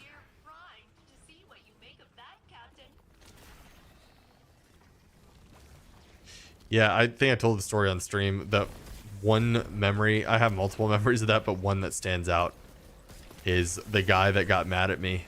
One of my clients, he just couldn't believe that I couldn't answer the phone and that he had to wait an extra day to get a response from me.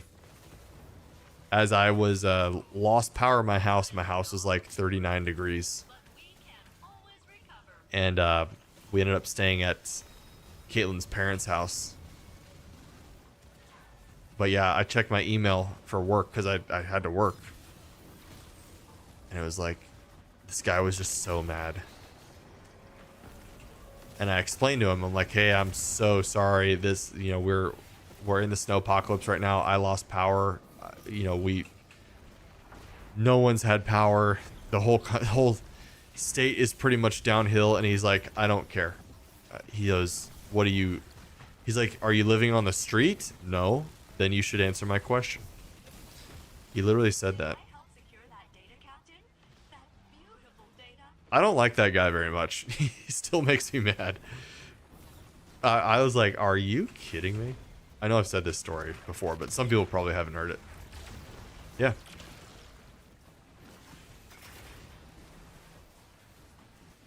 Yeah, he said some comment like that, whereas he's like, well, you're not living on the streets, are you? Oh, no, that's what he said. He said, you're not living on the streets, are you? This isn't a third world country. I should be able to get service. You should be able to basically reach out to me no matter what the problem is kind of how he treated me. Yeah, like that's no exaggeration. I got in trouble because I let my emotions get the better of me, which I don't normally do, especially in a professional situation. I'm a pretty level-headed guy, but I was so mad. So I sent an email that wasn't just like completely blasting him, but I was like, hey, look, this is a pretty big issue, and I'm not able to get to it. Like, I can't remember exactly what I said, but I just kind of let him have it a little bit. I was like, you need to lay off, buddy. And he was like, give me your manager. Who's your manager? In an email.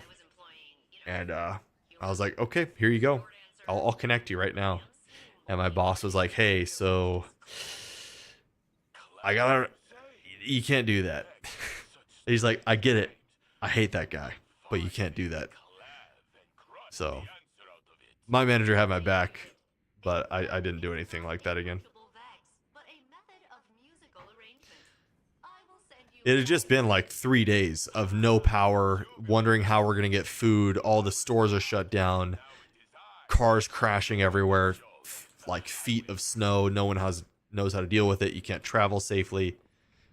And I got this jerk waking up in the morning, and we had 4 families staying with Caitlin's parents' house. So we had kids running around, and I had to work, and I'm like, ah. So, yeah, that was probably one of the most mad I've ever gotten at a client before.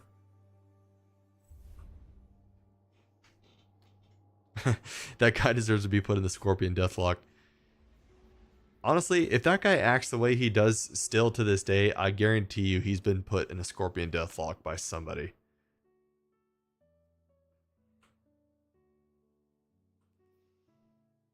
Alright, we'll keep going here.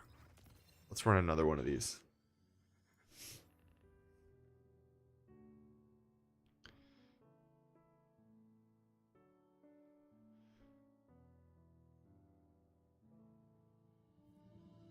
More like a chair shot. Chair shot sounds pretty good.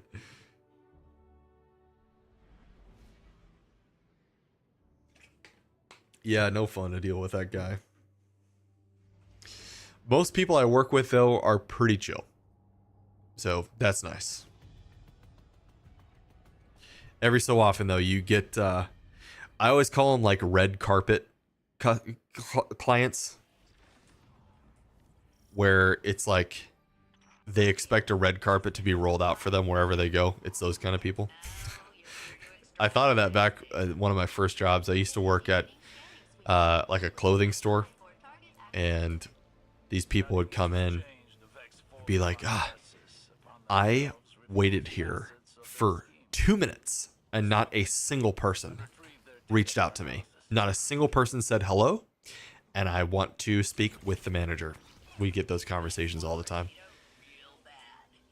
Just be like, well, we have 100 other people in the store right now, so I'm sorry that we did not roll out your red carpet and treat you like the princess or prince that you are. Sorry.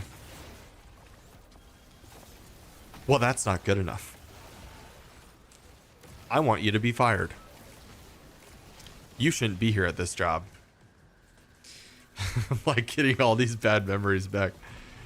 I'm glad I don't do that anymore. I put in my time learning how to work as a young lad.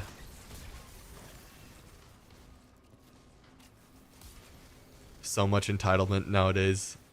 I don't get why people don't realize that that is the worst way to get a business to do what you want them to do.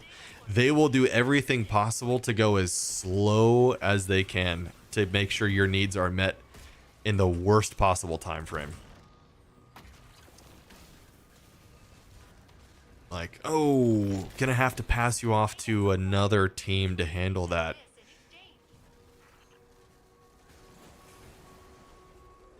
What's up, Trazer? How's it going? Good to see you again. Like, if I ever get a client that's like, you know, I fully expect this and this and this, and I don't want anything less than this, and you're gonna do this for me. It's like, okay, well, it doesn't work that way.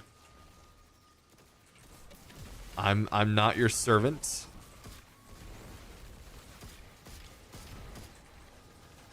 I'm not gonna treat you like you're my servant either. It's a mutually beneficial professional relationship where we treat each other with respect, and I help you out, you help me out. But no, some people think it's one-sided. They just deserve everything. You know?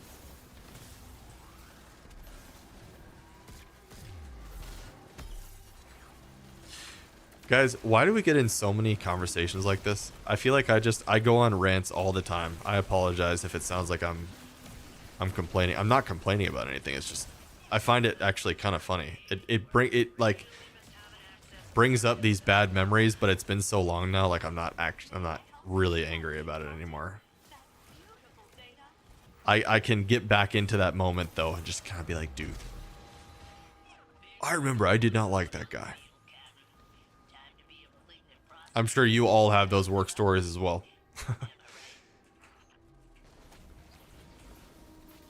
Customer's always right. Nope. Most of the time they're wrong. Most of the time they don't know what they're doing at all.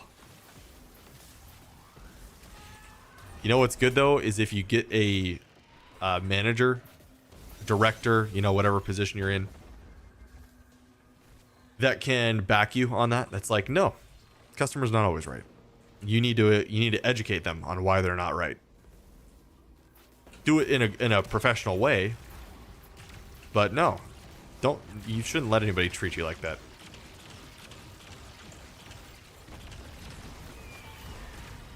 Red carpet team on standby. Sorry, I just saw that comment, Daryl. Trazer, it's going, trying to get through the legendary campaign. Dude, it is tough. I know, it is tough. You can do it, though. Garrett about to bring a team of... About to bring out the inner Hulk on stream. Let me tell you something.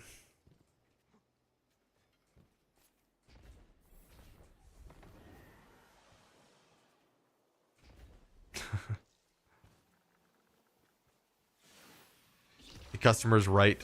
The customer's always right in terms of taste. I don't know. I haven't heard that one yet. But no, I mean, almost every time they're wrong. I don't know. Where did that saying come from? It doesn't make any sense. Customer's always right. That's just terrible business structure. If you're telling them they're always right, then how are they going to know? That's like, okay, we put it in like a raid setting or something like in gaming. We'll relate it to the stream. You know, oh, you gotta be nice. Like, oh, yep, you know, you're right, man. You're right. I'll just let you keep running that build that doesn't work at all, or you can keep doing this bad strategy in the raid, and you're gonna keep dying. But don't worry, I just have to tiptoe around you and tell you that you're right. So whoever thought of the whole customer's always right thing, that is just... It's garbage, I tell you. It's garbage.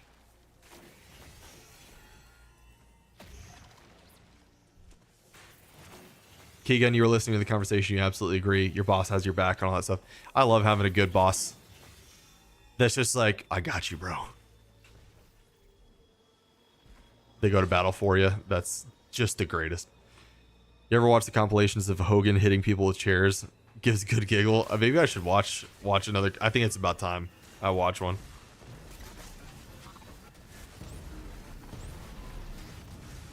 Pull the Hogan from Gremlins 2.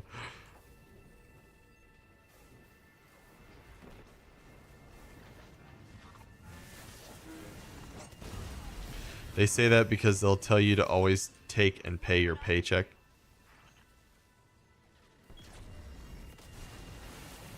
Garrett Mania stream right here. This is about as close as you'll get. I'm a mostly chill guy.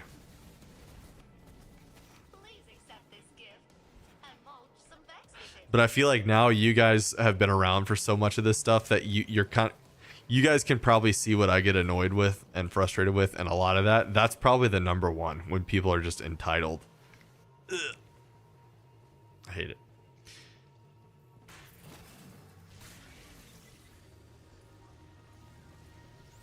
I don't even know what I'm supposed to be doing this. I got too caught up with the all the work talk here. What are we doing? This looks like it's completed. That's solved. Gotta kill this guy.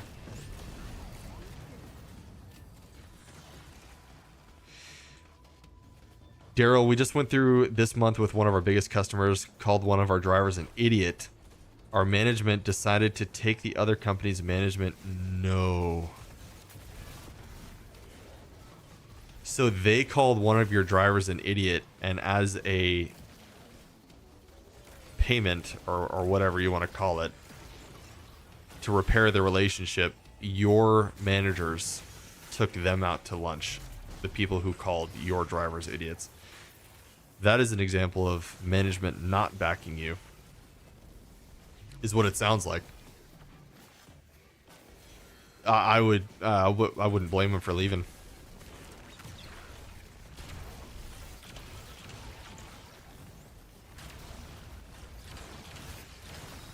Your faithful failsafe is here. That would make me so mad. Or you know what is bad? If especially because back when I was doing retail, you would have times where you were doing the correct process, where it's like, sorry, we can't return this. It's over 30 days or whatever. You did your job. You followed the protocol, and they say, no, I still want my money back. I don't like this product, and I'm never shopping here again, and I'm going to write you a whole bunch of bad reviews, whatever. And then they're like, and then you say, I'm sorry, I just can't do it. Okay, get your manager. And then you go get the manager, and the manager's like, okay, let me deal with it. And the manager goes out, yeah, no, I can make that happen. And then the person looks at you like, see, I get what I want. That actually makes me mad. I have memories of that too, and I'm like, I did my job.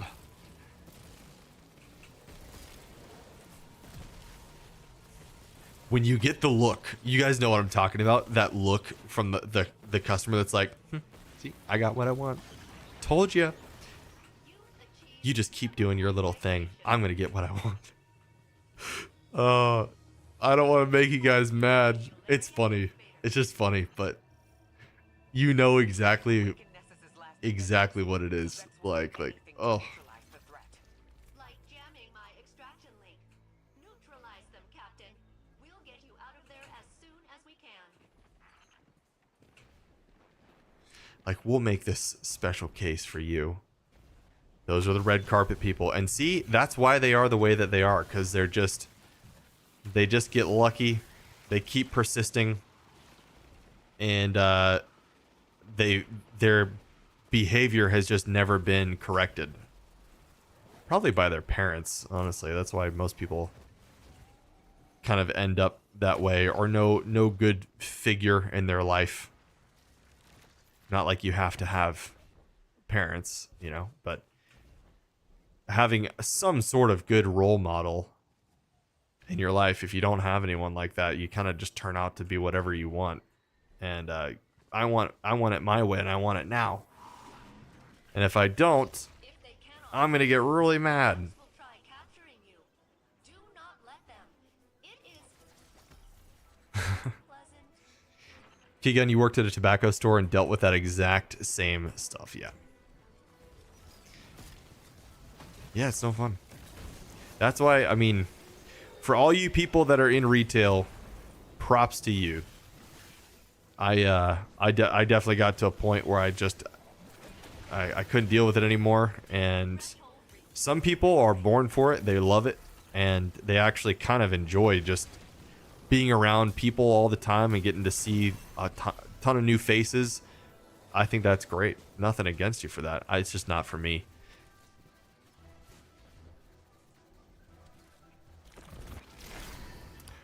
Retail will teach you a good work ethic, though. I mean, obviously there's kind of caveats there. You have some more stereotypically lazy places to work where it's like you don't really have to do anything, but I think overall it's like if you can go to a place for 8 hours, you're a kid, you know, all your friends are doing nothing over summer and you get a job. I think there's some good stuff to that. It teaches you some good habits, and you're making money.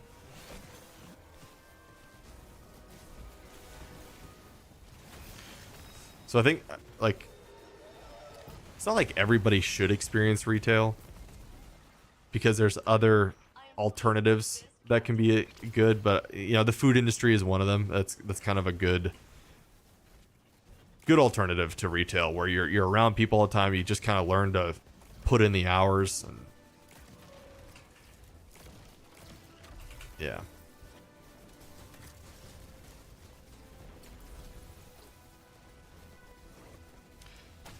Hey, what's up, Jones? You agree your first job had a bad boss? Left. Oh yeah. Well, there you go. That works.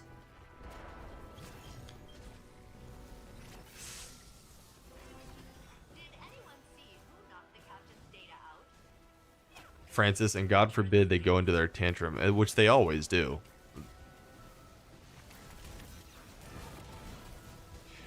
Melissa P, best one I had was to tell a guy he couldn't return something. Ooh, called you B and smiling as I had security trespass him and escort. Okay, well, at least you won that story. At least he lost. He took a big L that day. Someone finally told that guy off and was like, nope, you can't treat people like that. Look what I can do. Recording near Prime. Keegan, love working at Home Depot, Captain. but do want to be independent. You'll get there. Keegan, my girlfriend dispatches for the school bus company, has pissed off parents she deals with every day. Oh, I can only imagine. Yeah, parents being frustrated with everything.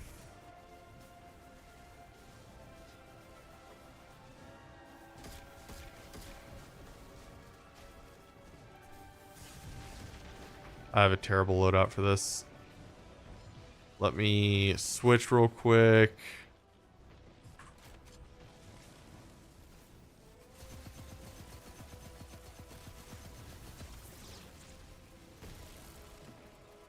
Francis, every retail place you've worked at, you dealt with that stuff. Yeah, it's just bound to happen. You get to see like the true side of some people. Because you're interacting with so many people on a daily basis, you just see how ruthless people can be. Like, are you like actually a human? Do you have any human skills at all? Like, what are you? Who do you think you are?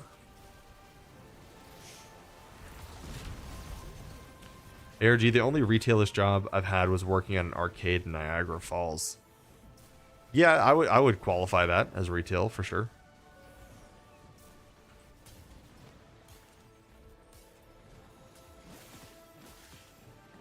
Pentaway, working lumber is like wood.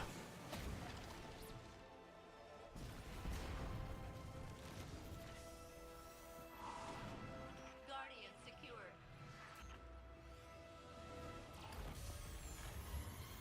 Congratulations, fire team. Your data is secure. This code is presenting differently than previous Vex structures I've analyzed.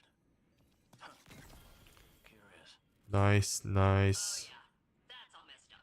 Is it? Seasonal challenge completed. What? I want to purge some Vex. Calm down. It almost seems so, but no. I believe this is a form of adaptation. But what spurred it? Ooh, nice. Scott will tell us. Jones, when you had your accident, broke your shoulder into 3 pieces. Boss at the time called and said, hey, you should do some work from home. If not, I won't be able to promote you. Okay, well, yeah, that's a good reason to leave.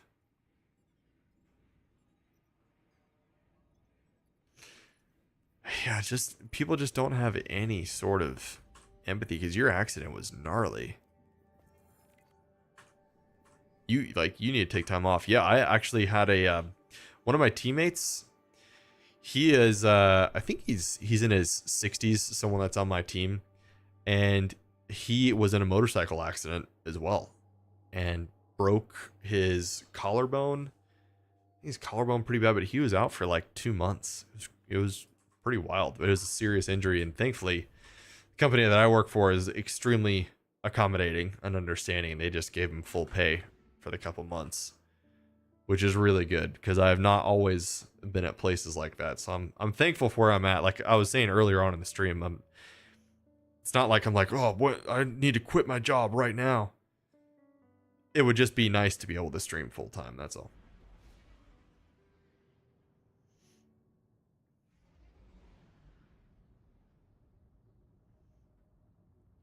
All right. Good night, Francis. We'll see you later.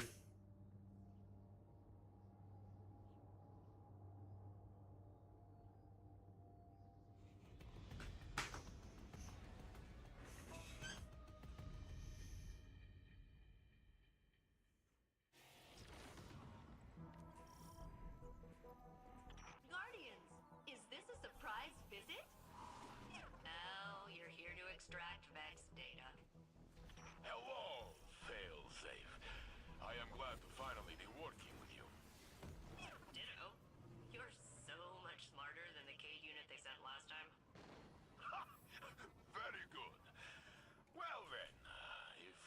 put our heads in your scans together, we will decipher the Vex's plans in no time. ARG, funnily enough, while I was there, customers were nice, but the bosses could be a little annoying. They wouldn't allow us to sit on the job. Well, it wasn't the most physically strenuous job. Dude, yeah, standing for 8 hours is a lot. Especially if you're just standing, like if you're a cashier or something, and your whole job is to just stand and not even walk around. Not walking is worse, because your feet hurt.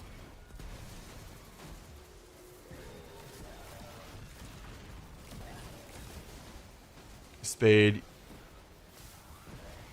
Salty Grepper started streaming with 2 people watching. Look at him now. Yeah, Salt has definitely made it, I would say. Yeah, it's just, I think consistency is huge. It'll pay off. Obviously, consistently doing the right thing is the best thing, and I think I'm just trying to figure out what the right thing is. Mainly for videos. I feel like the streams I'm a lot more comfortable with. But the videos is like, what do people want to see from me? Because I'll put out a video that'll do really good. And good for me, I would consider, 1,000 to 2,000 views or something like that. That's typically decent for me. And then I'll do the same thing. Like, okay, this worked. I'll do the same thing and it won't get that many views. I did some of the build videos I've done pretty good. I had one that got like 16 or 17,000 views or something. And I'm like, sweet. All right, this is what people want from me. I'm going to make another one. And I formatted exactly the same. I even made it, I put animations in the video and everything, same thumbnail style. And it did like 1/10 of the views. I think, actually, no, it was less than that. I think it didn't even break 1,000. It was at like 800 or something. So I'm still kind of at that place where I'm like, I don't really know what people, why people watch me, my videos. Streams are a little bit different. I think people just kind of want to come to hang out to streams. But what can I provide that's unique that other people don't do? So we'll figure it out. I'm only 250 videos in. I thought I would have had it figured out by now.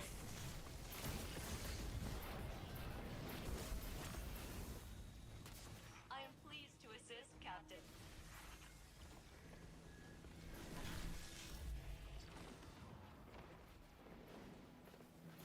Large data spills at Management makes you or breaks you. Absolutely.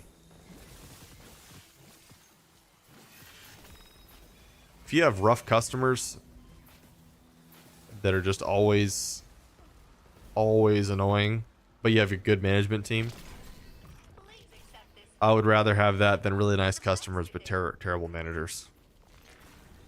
Because then you're just like, what are you even doing at that point if your work environment is just terrible? Hey, you threw out their commander. An attack of opportunity is advised. Spade, it's not always about being super unique, but taking what's familiar and making it 1% better or different. Great advice from Spade.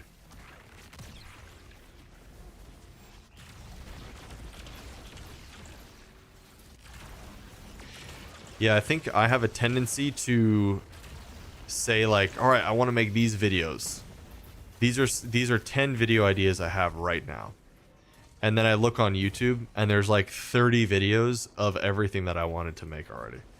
And so I get in it's a bad habit of being like, okay, well, move on to the next idea. And then I brainstorm again when really I probably could upload something that's a hot topic.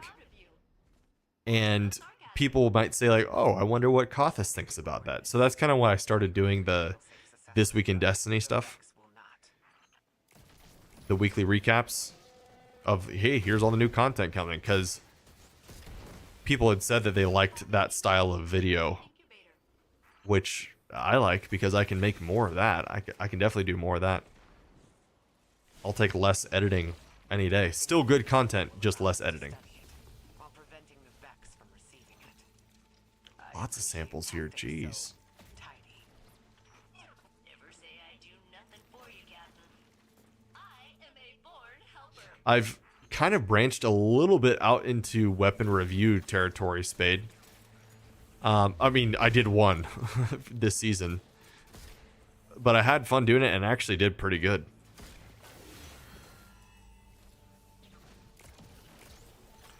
The exotic chess piece, hazardous propulsion, was my best video this season so far. And so I'm thinking more specific stuff, because I'm picturing as a new player, they're probably going like, oh, I got this weapon. How do I use it? What do I put on it? They go to the crafting table and they're like, what do I do? And they see a video that's dedicated just to that. Might be helpful. That's why I think your channel does so well, Spade. Like, every video you do puts out a good amount of views. Because it's just like, alright, I can look at Spade for all of his weapon reviews. And that is really helpful. I still think my focus is, or my specialty is definitely for newer players. Just showing you, hey, here's this crazy game. Let me show you how to play it to where it'll make sense for you. The Twid, Keygun, you got it. Please accept this gift and mulch some Vex with it.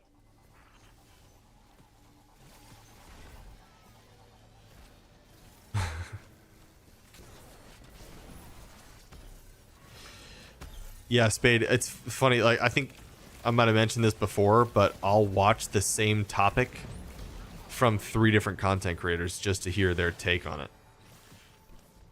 I think Asdacross has kind of overtaken Datto as far as just the amount of content that's coming out. Obviously, he's been ahead of Datto for a while. Datto's opinion might hold more weight, but Asdacross has more opinions that he's able to put out. So Cross can put out opinion on anything in the game, or a take, maybe not an opinion, but just like relevant data.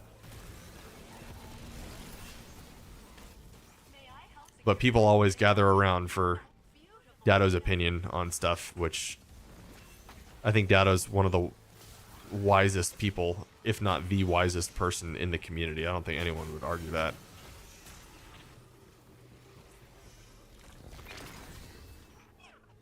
There are days where I really miss having access to my railguns. Red Eyed, you do the same?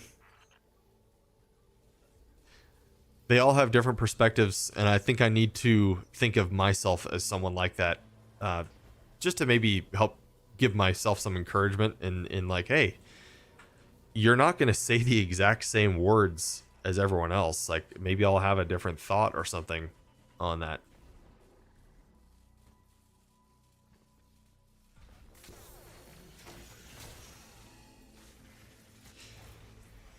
Jones, you started this habit of reaching out clients with our team when they're being difficult. Helps me stay nice to them because I know after I'm done with them, the team's gonna bitch about them later. I do that. We all do that at our job too. All the time. I'd do anything to get that data. It's so funny when the team can rally. And when I'm in office, it's nice because, like, if you know, me and my team, if we're like making some calls or whatever,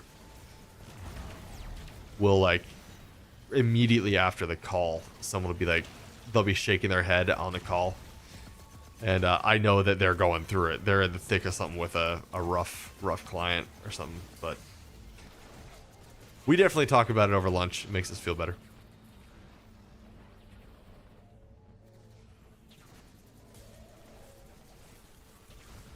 Reddit Wolf, you may not always agree, but you like to see others' input. Yeah, I think that's fair. Definitely fair.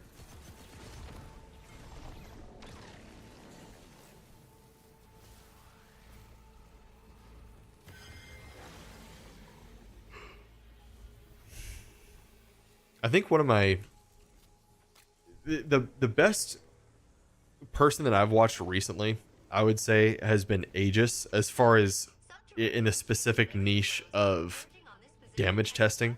And if you want to know what's good in the game and how you should do damage, he has the damage numbers down to like you know, whatever decimal place you want to put it. He knows everything about this game, the mechanics, the damage rotations, the weapons, the perks, the exotic weapons, everything that you want to have on your character. And so I really enjoy watching his videos. And thankfully, his videos, it's not really an opinion, it's just a fact, all of his stuff. But more the opinion ones, like I know Dado's opinions I usually agree with almost fully every time. This is cool. What is this? This is just like a boss. I haven't defeated this boss yet. Dado never gets old. Yeah. He's just... Dado is just Dado. Dado is so big that he can put whatever he wants in a... He doesn't have to be creative with anything. He could put out a video with just a blank thumbnail and no title, and he would just get all the views. People would be like, oh my gosh, Dado uploaded a video. He doesn't need to worry about anything. He doesn't need to worry about keywords, optimization, or anything. He just puts out videos. His titles to the videos are just, they don't really even make sense ever. Like his stream titles are hilarious. His stream title today was like, only join the stream if you have Salvation's Edge completed or not. Like, of course he's got thousands of people watching him for that. I think it's awesome, and I aspire to be that one day. As I've said over and over and over again.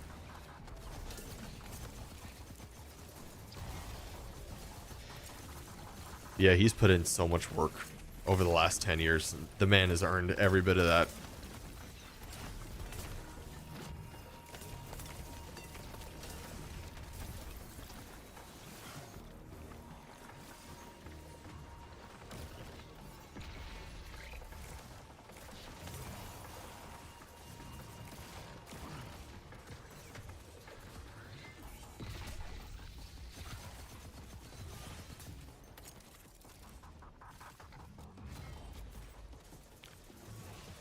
Yeah, Dado's a full-time streamer, by the way, if you guys didn't know.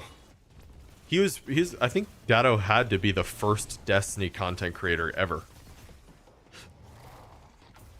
I remember like More Console, Unknown Player back in the day, Dado.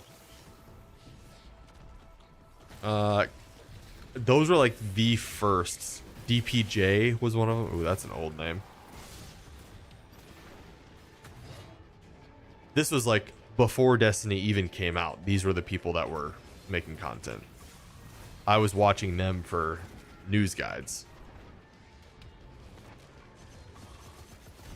Or news on the game and what we can expect. Like, it's cool. Tormentors are just so annoying.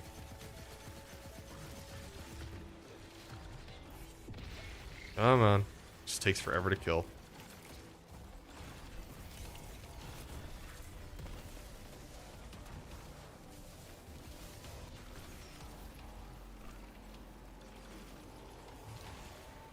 I could probably... Let's see if I can do this.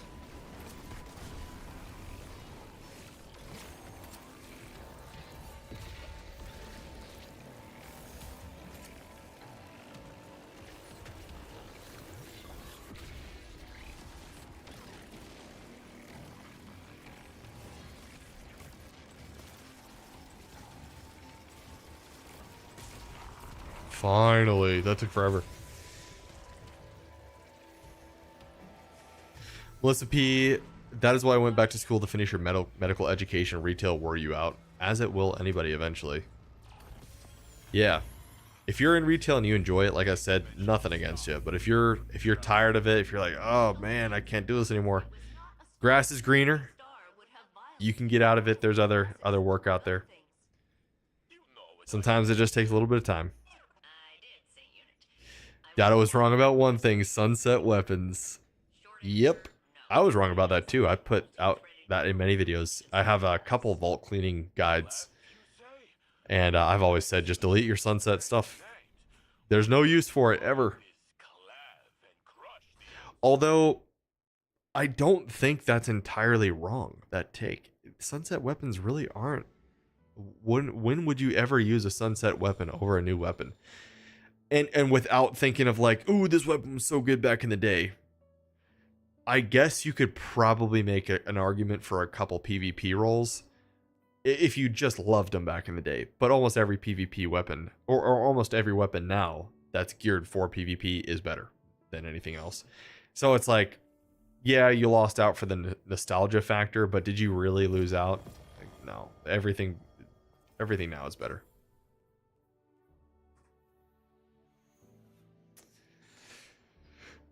But all right, well, that was pretty much perfect timing. Power creep is sunsetting, exactly. It's natural sunsetting. It's just like, oh, it's been in my vault forever. I can look through. Well, I just did a vault cleaning,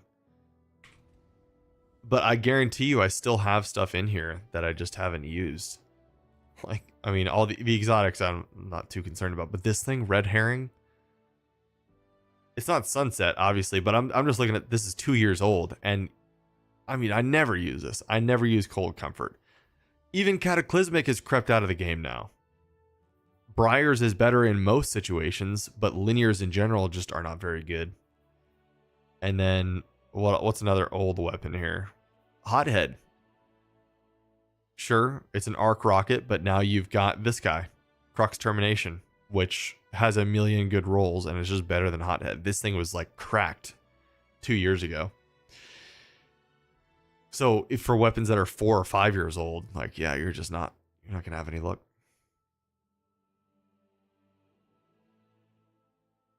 ARG just reset Gambit for the first time. All right, you did it, I guess, while listening to stream. That's amazing.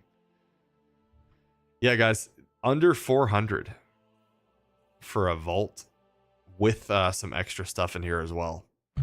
Oops. And I have one of every exotic weapon and armor. So, and I'm still at 383. And I probably have stuff in here I can dismantle, just like regular random stuff I got. Subsistence Frenzy. Which one do we keep? We got this adept one during Pantheon. That's actually pretty good. But this is another one that's kind of power crept. I just like the look of this gun. It's cool.